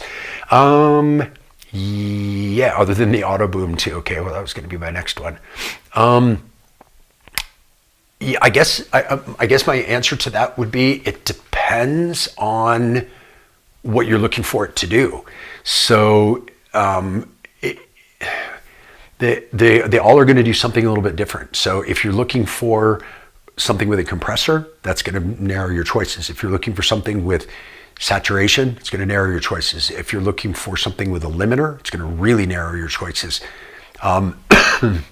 If you're looking for something that's like an all-in-one box, absolutely fantastic sounding end of chain mastering box, you're going to spend thousands of dollars for the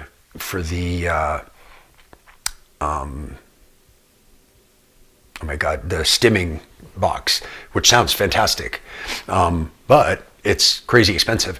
So it kind of depends. There certain ones will be better for certain people.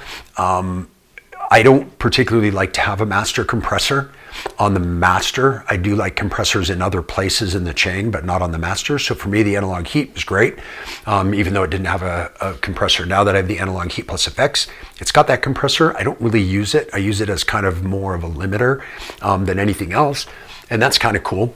But the big thing for me with the analog heat is the saturation.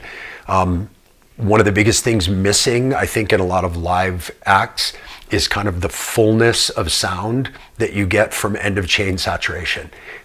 Gentle end of chain saturation. And I would do that in my production. And so when I started performing live, it was really important for me to bring that across and do the live side. Let's see, why would you prefer the fork factor? I think you mean form factor of the MK1. It's much smaller. It's a lot smaller. It's a lot lighter. I like the flat box versus the tilted box, but again, that's just me. I like the size. I wish they would do MK2 functionality, MK2 square black buttons, but in the MK1/Octatrack box. I like this form factor better. Elektron was clear about the limitation of the LFO being a CPU limitation. Yes, and what was really funny about that too, if you noticed in the comment that they made about that, they said the CPU limitation for now, meaning that I don't think they're going to make the CPU any better. They're not going to like change them out in these, but I think they have some ideas for how to make a lower CPU usage LFO that they're going to be able to put in there. It felt like that's what they were working on based on the way they responded to that. Valuable desk space. Smaller is better. Yes, let's see. Kinga, hey, I was talking about you before. I don't know if you were on here, but thank you very much for helping me find that error in my ways on my video, which I edited out. But Kinga is a master of the analog rhythm, and they often play with 2, which was something that was kind of inspirational to me to try with 2 here. But check out the stuff they do. It's pretty awesome. Let's see. Really nice compressor, limiting amp, yeah. RNLA, yeah. For the price, probably the best out there for the price. The RNLA and the RNC, yeah, those were good. But again, I think it really depends on what you're trying to do at your end of chain. Are you just trying to make it louder? Because then the RNLA is going to help you out, but it's not going to really change the quality of what's getting louder, if that makes any sense. So I would think a little bit about what you're looking to do first. Big, saturated, and tapey. Okay, I guess that answers my question. Let's see. Big part of these machines, how fun one has playing them. Yes, 100%. You can input kick if you pull out the cable. Okay. That's something we haven't really talked about, but I think is very cool about these machines, about both of them, is that they have different audio outputs by channel. So if you're not familiar with how these actually work, so yes, it is 12 tracks that you can sequence differently, but it's really only 8 voices. You notice these ones that have the 2 lines between them, or 3 lines between them on the Mark 1. They share a voice, so they choke each other. And so because they share a voice, they share an output. So there's 8 outputs coming out of the back of this, even though there's 12 sequenceable, programmable tracks. But what's cool about having those outputs is if you wanted to take out your kick drum separately to use as a sidechain trigger, you can do that. If you want to process them differently through different pedals, you can do that as well. And so it's pretty handy. It's another thing that's very cool about this. There are some other drum machines that do that, but not as many as should. I think they should all do that. I think that would be really cool.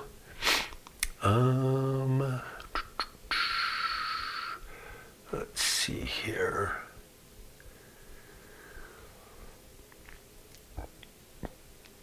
Bits of kit that have the maximum flexibility and capability. Yeah, it's yeah. I guess it kind of depends on what you're looking to do with it. You know, there's again, flexibility for what?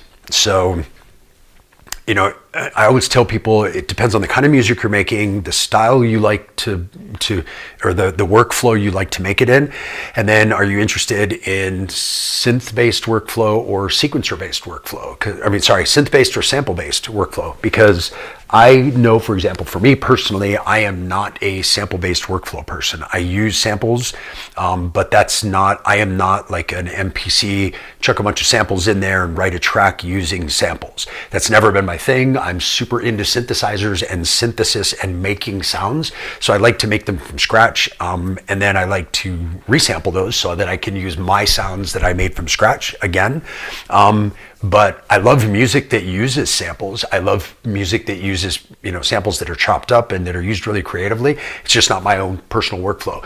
So for me, finding a box that has, you know, great sample chopping capability, less important. For me, it's more important to have something that has great synth flexibility, which is why when they came out with the Syntact, I was like, I remember telling a friend of mine, it was like they knew what I wanted before I knew what I wanted. I wasn't even thinking that that was the box that I would want to get. And it was amazing because, you know, I use that as a 12 voice monosynth and it's unbelievable. Like, I absolutely love that box because I love the synth workflow. And there's a lot of people that complain like, oh, but it doesn't have a sampler. Well, no, because it's not for that. The Digitact is for that, and the Octatrack is for that, and the MPC is for that, and all of the, you know, all those other boxes are for that. This one is a synth. Very much like you would never complain that a Moog Subsequent 37 doesn't have a sampler. It's a synth, and the Syntact is a synth. Now, that said, my favorite thing about the analog rhythm, and the reason why I have it sitting here right in front of me, is because this has the ability to do synthesis and use samples as tools. So if you've got a great clap sample, use a great clap sample. You don't have to make a clap with your synth. But as I was just showing before, when I made that kick drum, you can make some really cool sounds by layering synth and sampler together. And that's what this is really amazing for. Now, this has a lot of limitations. It's not good at sequencing other gear. It's not good at sample chopping. It's not good at longer samples. It doesn't time stretch. So it has all kinds of limitations. But because none of those limitations are important to me personally, and because I would rather have another piece of gear that was better at those things, that's why for me this one is so great. And so flexibility, I think, is cool, but when we're talking about things that are flexible, just remember, the more things it does, the more complicated it will be to use, because you can't have it both ways, where it's simple yet complex, right? Simple to use, yet complex with functionality. And so I'm always kind of cognizant of that trade-off when I'm looking at new gear, is how simple is it to use first and foremost, overlaid with how much does it do. Like, I love the Octatrack. It is not easy to use at all. It is not a simple box to use, but I love it for what its capabilities are. Then you have other things like the Deluge, for example. I love how easy the Deluge is to use, but it has a lot of limitations in functionality and sound and things like that. So there's always trade-offs, I think. Very important. Let's see here. Damn, you guys are chatty today, which is awesome. I was saying when I did a live stream with EasyBot, I was saying he gets so much more action in his chats on his live streams than I do, and I'm gonna have to take that back because this is great. Let's see. So anyway, Tape Pusher, to answer your question, that big saturated tapey feel, I would say saturated analog heat. like get a Mark 1. You don't even need a Mark 2. You can get a Mark 1 for cheap. That for me is the best end of chain saturation that I've heard. I like it the best as far as the tonal quality of it. Tapey, there's the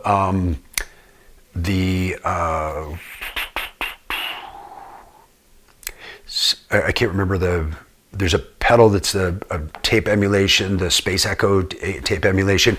Cool thing if you're looking for like that warbly tapey feel, but it kind of depends on what you're looking for. Let's see. The Godfather looks like an awesome effects box. Yes, it does. I would love to get one of those to play around with. I just love the fact that it's got 4 channels, so you can have 4 separate things going into it, and you can affect them all. That for me was the big drawback with the analog Heat Plus FX, is that it's just got one set of inputs, one set of outputs. So you've got all these different options of things that you can do, but you can only run one thing through it. So I love that the Godfather has 4 sets in. Let's see, Analog Rhythm Mark 1.5. Yeah, exactly. I think we should go for a 3. Let's see. We don't see the machines anymore. Oh, because it's hard because I have this little thing that switches from camera views, so I'm trying to make it the best version of the two. I think I'll just keep it like this because you can see me up in the corner, and keep going like that. Kinga, thank you. You're welcome. Thank you. Let's see. RNLA colors the output, but RNC is transparent apparently. Yes, I've heard that too. The RNLA is more of an amplifier.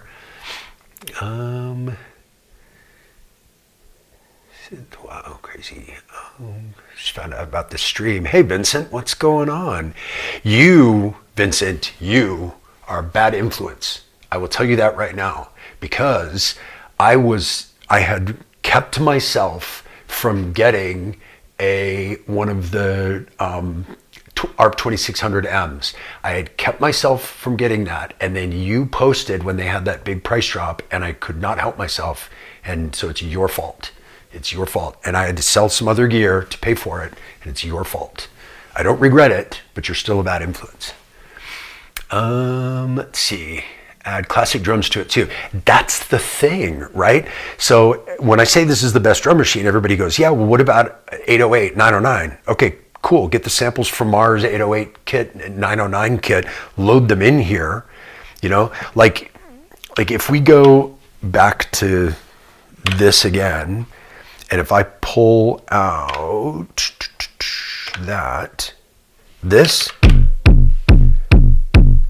that's a 909 kick sampled. I've got another one. That's a 909 kick sampled with a big decay. So you want a 909 kick? Cool. Put a 909 kick.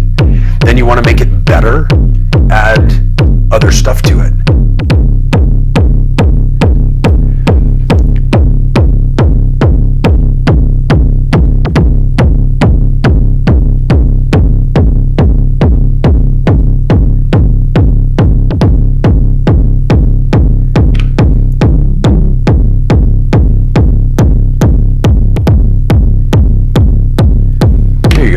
That's a 909 kick improvised, right? And you can't do that with a 909. And you also can't do that with a traditional drum synth.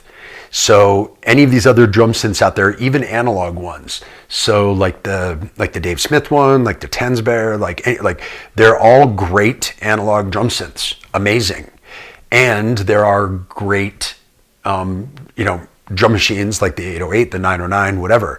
There are great sample playing drum machines. So whether that's a Dig Attack, whether that's an MPC, whatever, you're playing samples. With this, you have the ability to do both. So if you feel like you want a 909, sweet. Just take that sample or that synth part all the way out, and you've got a 909. And you can go into your filter and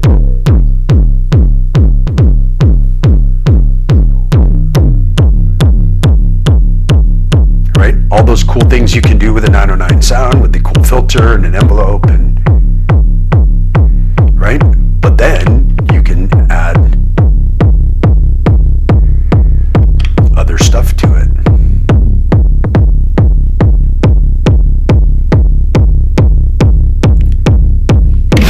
you've got some other cool drums.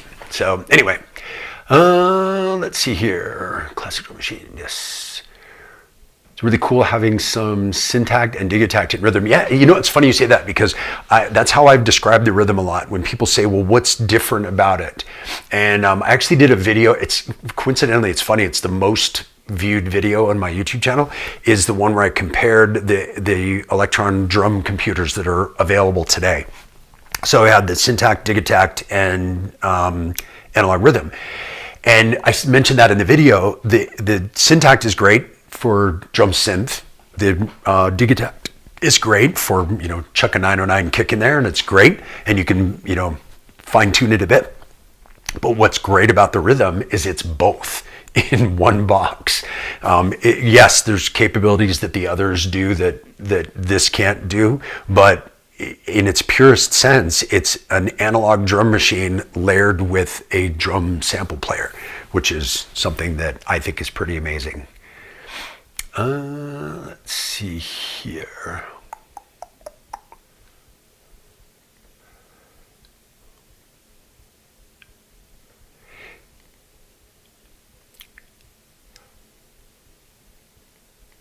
Don't always kit the classics from scratch, so that sample library comes in handy. Yes, the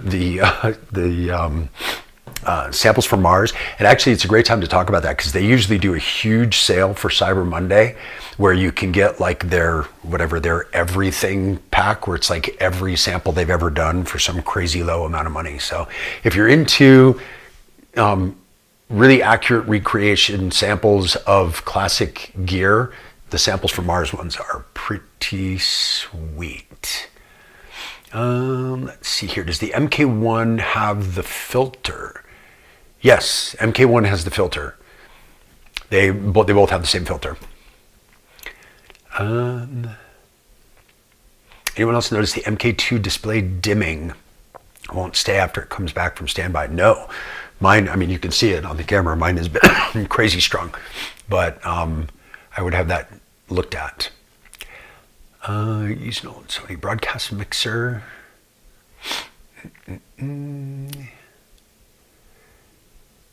Nux has a nice low budget tape saturator delay. That's cool. Use an old tape player with a car tape adapter. Nice. Strymon Volant.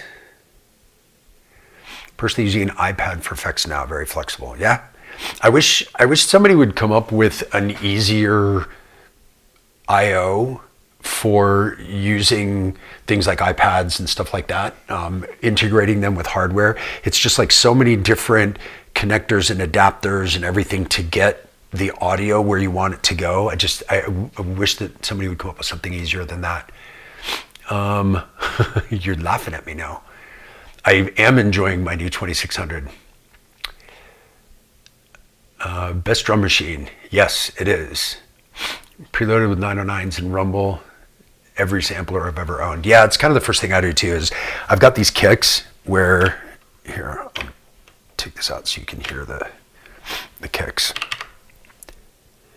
So I have this group of like a dozen kicks that are the samples that I load in everything that has a sampler. So straight 909, decay 909, and then the other 10 are all ones that I've made in the rhythm.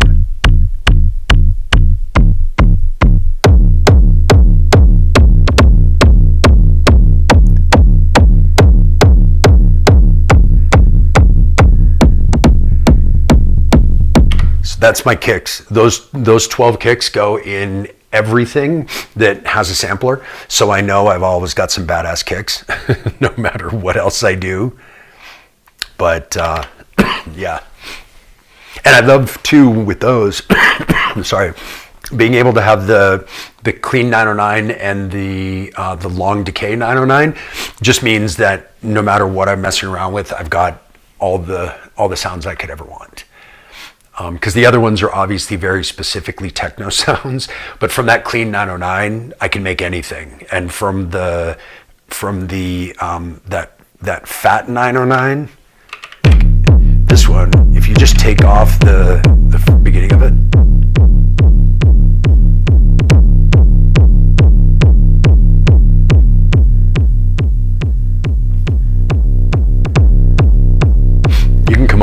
pretty fat sounding stuff just from that. Anyway, let's see. Everyone at a Tempest. Yeah, I've messed around with them. They're cool. I think, again, people are going to freak out if I say this, but for me, I think the Tempest is half a rhythm. So it kind of does the analog stuff. I actually prefer the analog synth engine sounds of this better, although obviously Dave Smith, so the filter in the Tempest is pretty badass. But the Tempest does the drum synth stuff that this does, but this also has the sample stuff. So yeah, I think it's, yeah. Let's see. Oh yeah, so Samples from Mars has the all samples ever for $49 now. They do that every year for like the Black Friday, Cyber Monday thing. Pretty sweet deal. So what's cool about those samples too is it's not, I mean, obviously their classic drum machine samples are great because they've got 808, 909, 707, 606, but they've also got like Linn drums and, you know, the Oberheim drum machines. Got everything, which is amazing. So you can have those kind of classic sounds, or you can mix them together with something like the rhythm, come up with some really cool, new, creative, new sounds. But they've also got a ton of classic synths in there too. So it's kind of like if you've ever wanted a Juno 106, but you couldn't afford it. Okay, cool. Go in there and you can get all the samples. And a lot of them are multi-samples, so you don't have to worry about like weird time stretching and stuff like that. Put them into something like a Deluge that can do multi-sampled voices, and it's pretty awesome. So yeah, that's a killer deal. $49.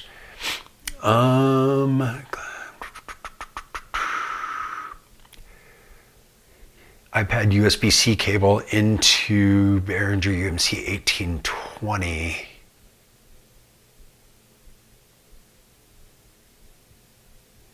Yeah, I guess so. For me, if I was going to use something like an iPad for effects, I would still want to be able to integrate it more of a hardware thing rather than having it go to a computer. But I think I get that.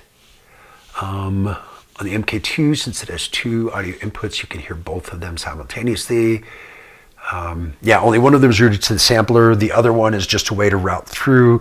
It's a little clunky in that it doesn't have like the other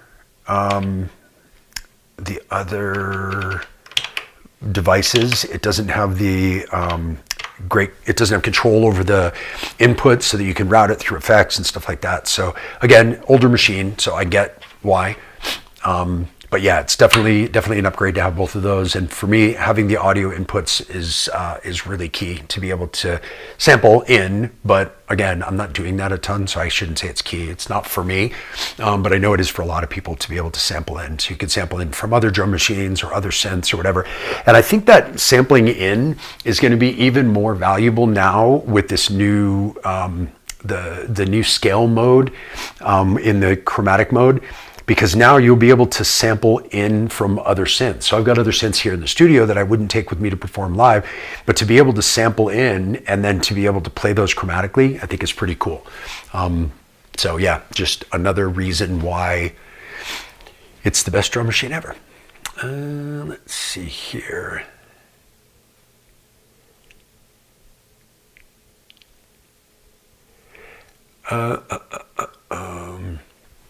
Yes, you can hear them simultaneously if you put the the record mode in monitor mode.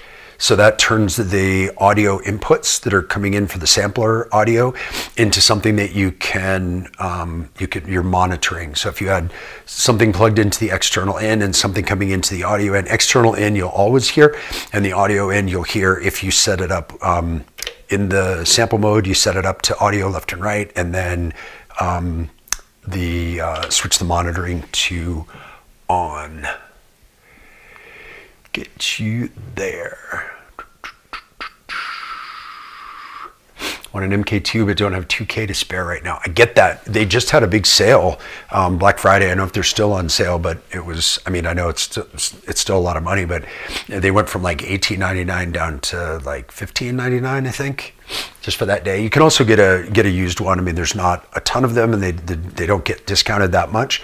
But I would say, you know, sometimes it's better to have better gear than more gear. All the different things that the analog rhythm can do, you don't really need anything else drum wise. So if you've got other drum machines or samplers that you're using as drum machines, it might be worth it to get rid of them to get something like this. That's would be my advice. Let's see, have an MK1. Yes, the MK1 is awesome. It's just, for me, the reason why the MK2 is a step above is really the sampling.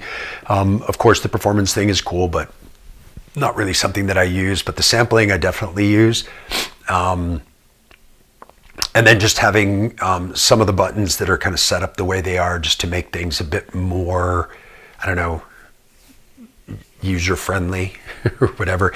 Just, I mean, something as easy as being able to get into your settings just with one push rather than a button combination. So if you're doing something and you want to just do it really quickly, being able to do that is great. And then the other thing, I gotta say, the other big thing for the MK2 is the screen.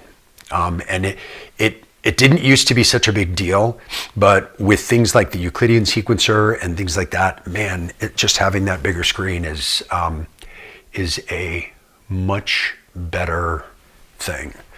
So anyway, back into making some drums in this kit. So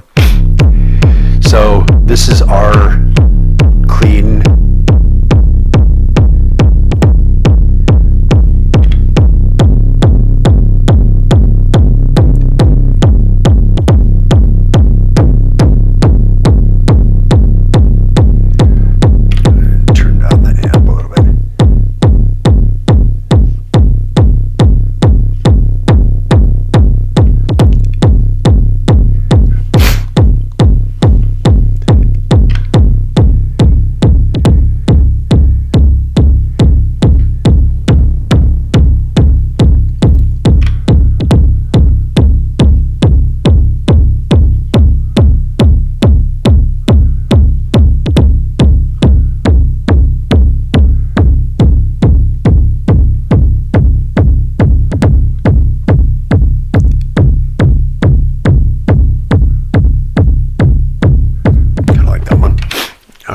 So then the next thing I would do would be normally to go to like my cymbals up here. So as I mentioned, with these, I layer synth and sample often with these. So.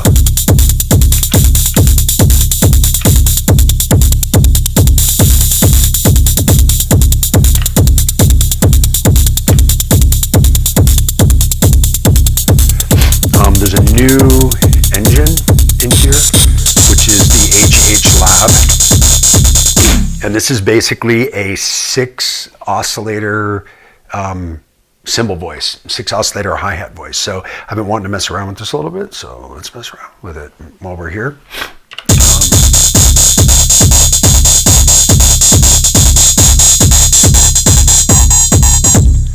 So you turn all the oscillators down to 0 and turn the decay down just a little bit, and then you start to bring them in one by one.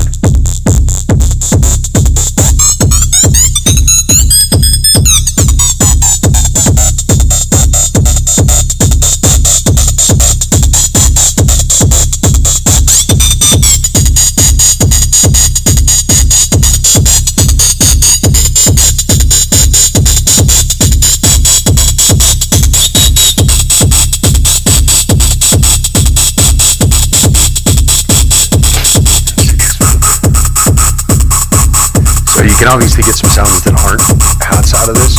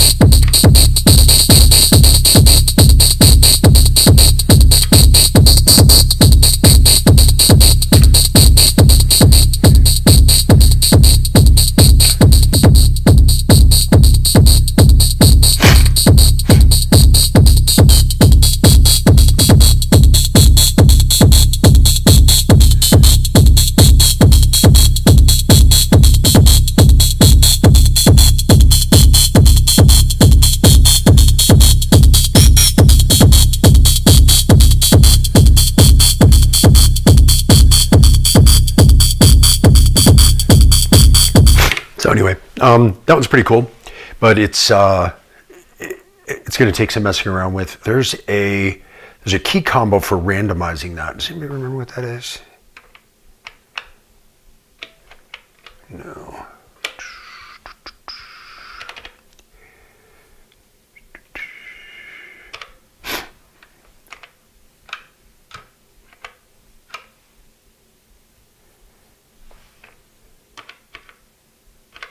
No.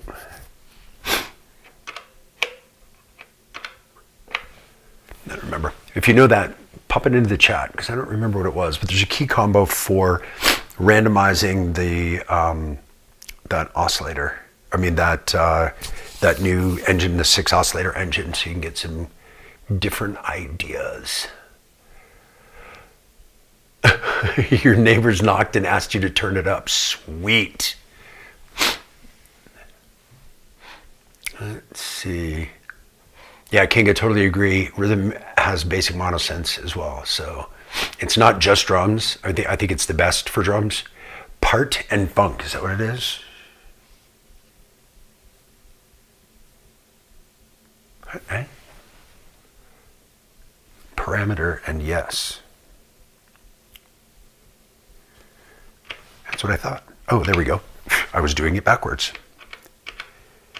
It doesn't work if you do yes and source, but if you do source and yes, it works. So.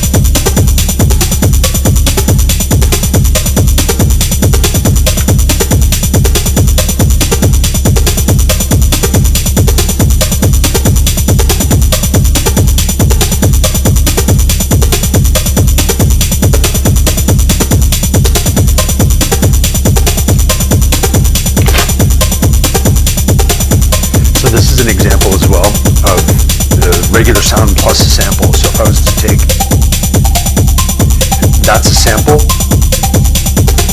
and that's it with the synth.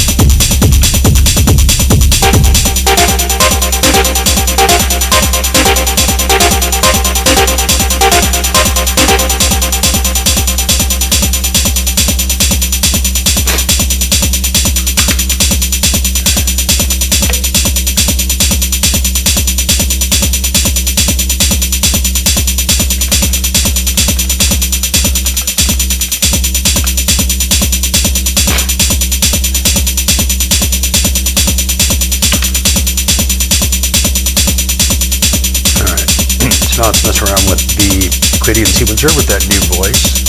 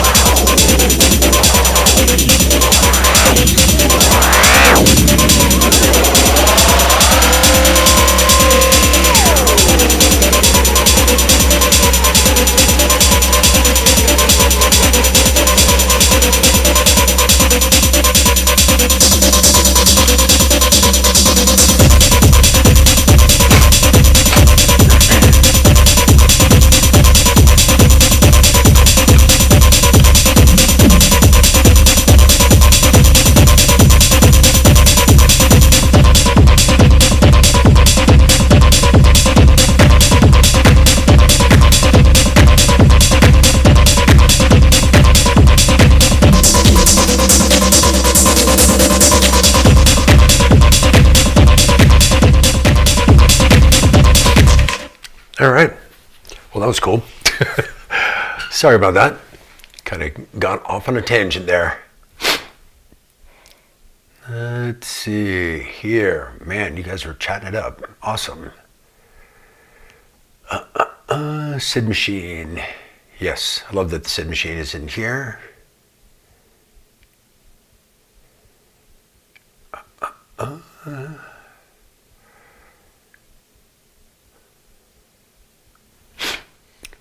Let's see. So good watching this. Thanks, Vincent. Thank you. I dig your stuff too. Rolling S1, super good for chiptune stuff. Yes, it is. Thunderdome Gabber. Hardly Gabber at 140. Like maybe if I was more like 170, maybe. There it is. Perfect hoodie for the vibe. Yeah, did you like the hoodie? My store hoodie came. I was pretty excited about that. Still waiting for the water bottle, but the hoodie came. Record that via Overbridge and your song is done, sir. Yeah, that's one of the great things about this. We haven't really talked about Overbridge, but you connect this to your DAW via USB, open up Overbridge, their free software, put an instance of it in there, then you can multi-track every single track from here. You can send the MIDI, you can send the audio, you can send an effects track, you can send it, any way you want, and then you can record it all in, and then you can just kind of record your jam, and then when you go back, you can fix it, clean it up, edit the structure, or change up anything you want, change out a voice, delete a track if you messed up on something or whatever, and then you've got a track. Yeah, it's a pretty cool way to do it as well. Overbridge is pretty awesome. This in combo with the Syntakt and the Octave must be incredible. It's really funny you say that because that's kind of where I'm leaning. If you watch the live stream that I did with EasyBot, that was one of the things that we, when I was doing that, I had that exact setup because I was there to play a gig and I just didn't connect my, my modular in his studio when we were doing it. So it was rhythm, Octatrack for performance effects, Syntakt for synth voices being sequenced from the Oxy One. And I'm definitely leaning that way to playing, for a more portable setup.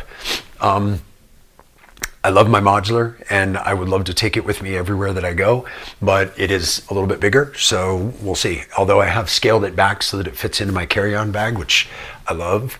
But yeah, I totally get that combo. If we pulled this out, put the Octatrack right here, we've got the Syntakt, put it right there, and then we've got the Oxy One to sequence the Syntakt. I think we're in a pretty beautiful place. Let's see here. I think the MK1 is jealous. Yeah, I've kind of left the MK1. I mean, the MK2 is a little closer. I enjoy playing this one a lot more, I have to say. And I would tell you it is probably 75% the screen that makes it easier to play and better to play. And the other 25%, I feel a little guilty saying this, but it's aesthetic. I really like the black buttons. I like that it's more calm. The gray, I've never been a huge fan of in the Mark Ones. So yeah, I don't know. I think it's important. I think it's stupid, but it's important what your gear looks and feels like because it inspires you when you're playing. If this thing was, purple and pink with spots and green knobs and the screen was yellow and, well, I shouldn't say that because the screen on the DigiBoxes is yellow, but like if everything was like that, if the colors were more rainbowy or things like that, I wouldn't have the same kind of like darker techno inspiration that I do with this. It's funny, I just got one of the 25th anniversary Digitacts, and the first thing I made on it, if you go on my Instagram, you can see the reel of what I made on it.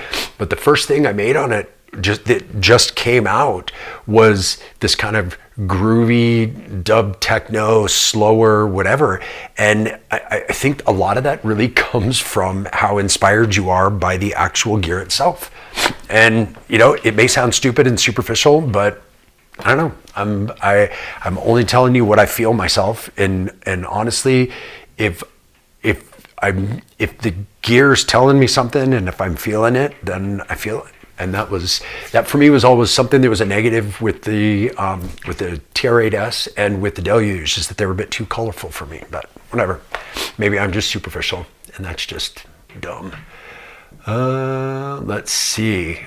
That was gold. Awesome. Glad you liked it, Ronnie. Let's see. MK1 only has USB 1.0, so it can cause bottlenecks. Yes. That was one thing I noticed as well when I switched it up and started using Ableton as my mixer coming out of my modular through the Expert Sleepers ES9. The idea was I was like, okay, cool. I'm going to use that to multi-track in everything from my modular, and then I'm going to multi-track everything from the Octatrack into Ableton using Overbridge. Can't do that on this machine.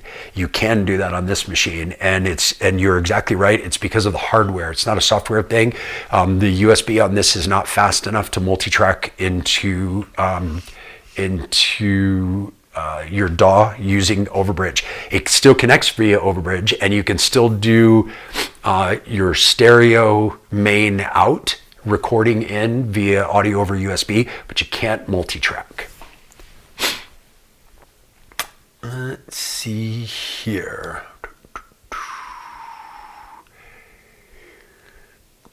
The backlit buttons help a lot with quick knob. Yes, they do.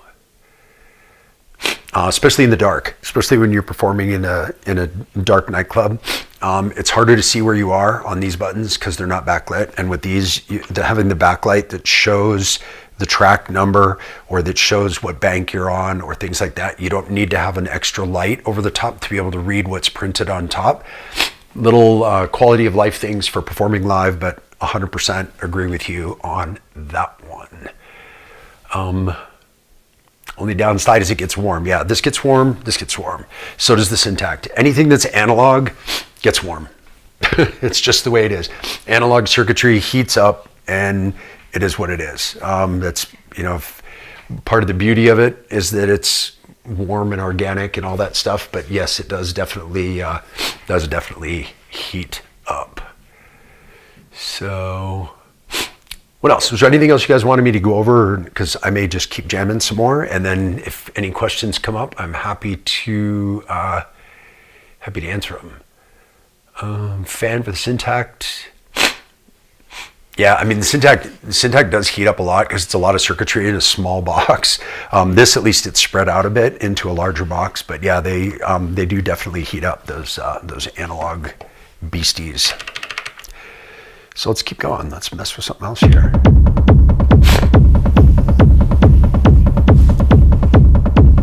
All right. This goes back to something I showed earlier in the thing about how I use my rumbles. I generally do another rumble on this track. Let's see, what voice is this? Yeah. Okay.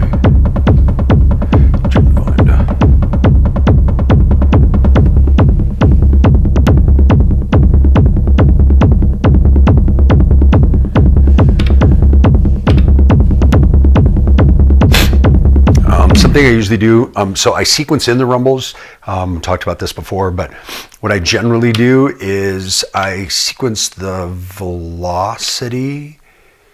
So I'll make the, let's see, I'll bring the first one down to like 80, I'll bring the next one up to full, and then, up to full, and then the third one, maybe, I don't know, 100.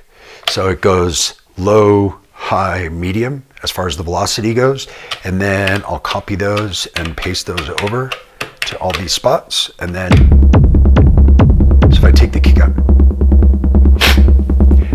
and if you hear, you get that kind of, it almost sounds like there's a side chain pump, and what that comes from is obviously there's nothing on the one, so it's as if it was ducked out on the one.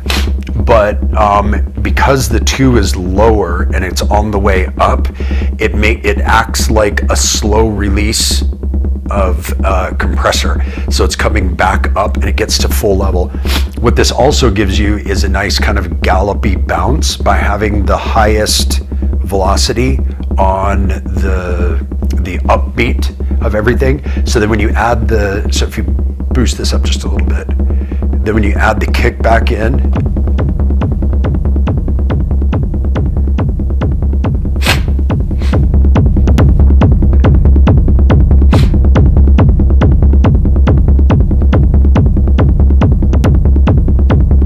it gives you a good kind of a gallop to it.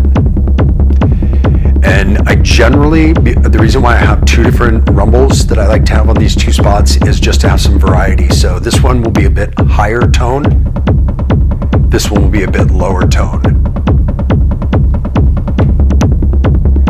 And this one also, if you notice, this one was only sequenced on just the two offbeats, whereas this one was on the threes.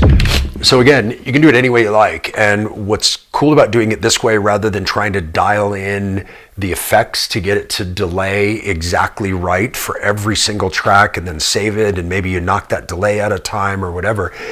This way, you can have total control over it. The drawback is, since the kick is not triggering the rumble, if you get offbeat on your kick, if it's not a 4 on the floor kick, the rumble won't match with it anymore. So there's drawbacks, but the vast majority of what I'm doing is 4 on the floor. So it really, this works fine that way. And if it's something that's not 4 on the floor, I'm generally not using the rumble anyway, because I want that kind of offbeat rhythm to be clean rather than having it have that rumble sound with it. So yeah.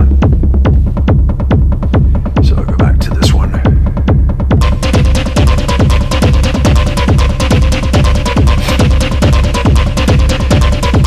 And just so you guys know, that sound that's right here, that's that more melodic piece that was there, that is coming from that new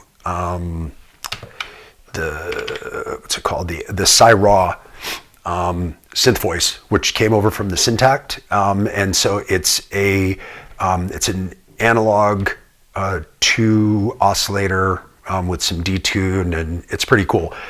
It's kind of like the dual VCO, but with a little bit different controls. But what's cool is, so we could change that up if we wanted to change. Let's try the Sci chip, because we haven't messed with the Sci chip yet. So. Cool thing with the Sci chip is that you've got the ability to do a pulse wave.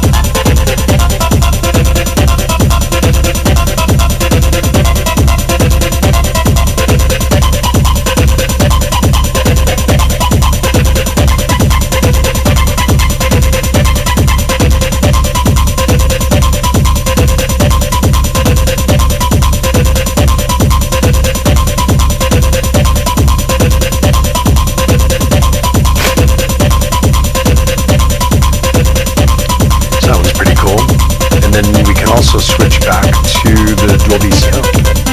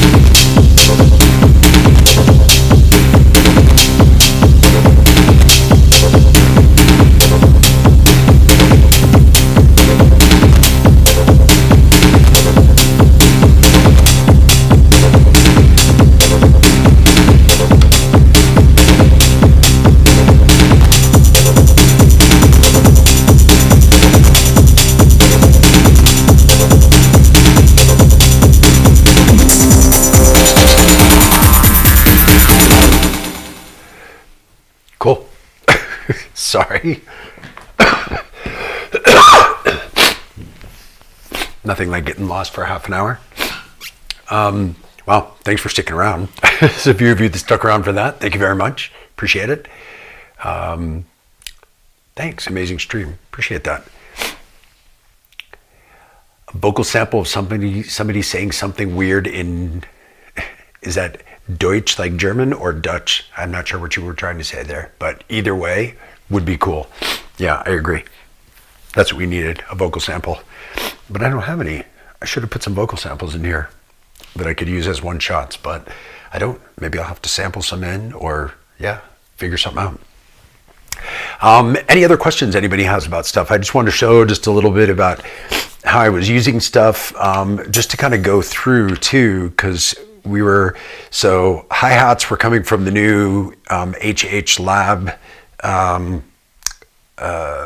new analog cymbal synth. Then we had a combination of synth and tone, synth and sample on some of those. Showed how to do the rumble bass that I do and used a couple different ones there. Showed how to use the kicks that I have. This kick is a combo of a sample and the analog drum engine. Then some melodic stuff.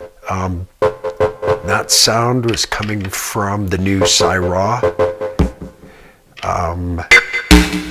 That sound,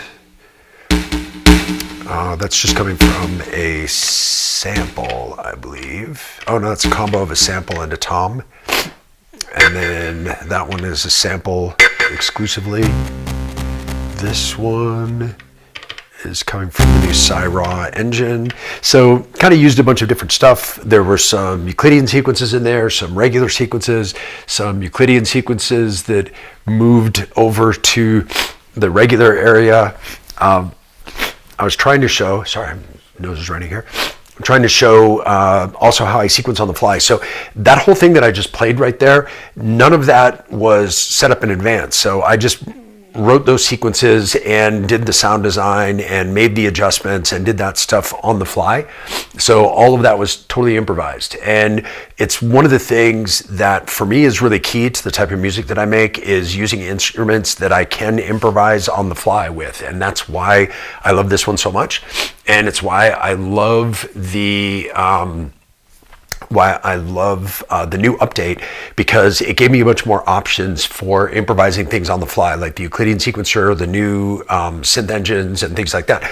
So really all of that was, I don't know if you guys remember back to when we started, but all of that was a brand new sequence that was just started from nothing, built up the kit, made the sounds, pulled over some samples that I had, added some of those together, and then started sequencing, and then turned that into a full kit, which then allows me to kind of jam around and use that to kind of start to build a track-ish type thing. And then from there, improvising along and making those modifications to the sounds and muting things, writing stuff while it's muted, kind of because I know more or less what it's going to sound like, and then I'll fade things in, and if it sounds awful, I fade it out, and just kind of go along with it like that. So yeah, so that was kind of that. Anything else here? A to Z learned a lot. If Elektron makes similar changes to the sequencer and the syntax, scales, and Euclidean, do you think you'll drop the Oxy one from your traveling gear? No, I won't, because of a couple of reasons. The Oxy one is sequencing my modular, and because it has CV and gate out, to be able to do that with the modular, with the Elektron boxes, I would need a module that would go from from MIDI to CV, which is kind of a pain, and I don't want to add an extra module into my case. I love that I can sequence CV and gate in the modular directly from the Oxy, and I can also sequence regular MIDI to other instruments, so I can kind of go around in different ways. So it's yeah, I wouldn't change it. The scales is already in the syntax, and it's just not, because it's the keyboard fold thing that you can put into a scale. But the reason why, as I mentioned a little earlier, it's not as good in the Syntakt as it is here, is that when you do the keyboard fold in the Syntakt, in order to push a note, you have to have the 16 buttons be your keyboard. Where with here, if I go into the chromatic mode, I can hold down a note and I can change it to whatever I want it to be, and then have it be in there. Can't do that in the Syntakt. You have to play it in, or you have to dial in, and when you dial it in, it's not in the quantized key. So yeah, so that's why I wouldn't do that. Cool, well, I guess that's it for today. Thank you guys. It's been a long one, but I was gonna hang out here anyway, so it's nice to hang out here with you guys. I appreciate that, 30 or so of you guys have been hanging out the whole time, which always feels great. Feel free to come back and watch this again, or pass this around to other people, or tune in next time, and I'll do my best to always try to be around and answer any questions that you guys have and help in any way that I can, and always eager to learn anything that you guys may have as well. So yeah, so that said, I think we're gonna call it a live stream for today. I appreciate it. Thank you guys very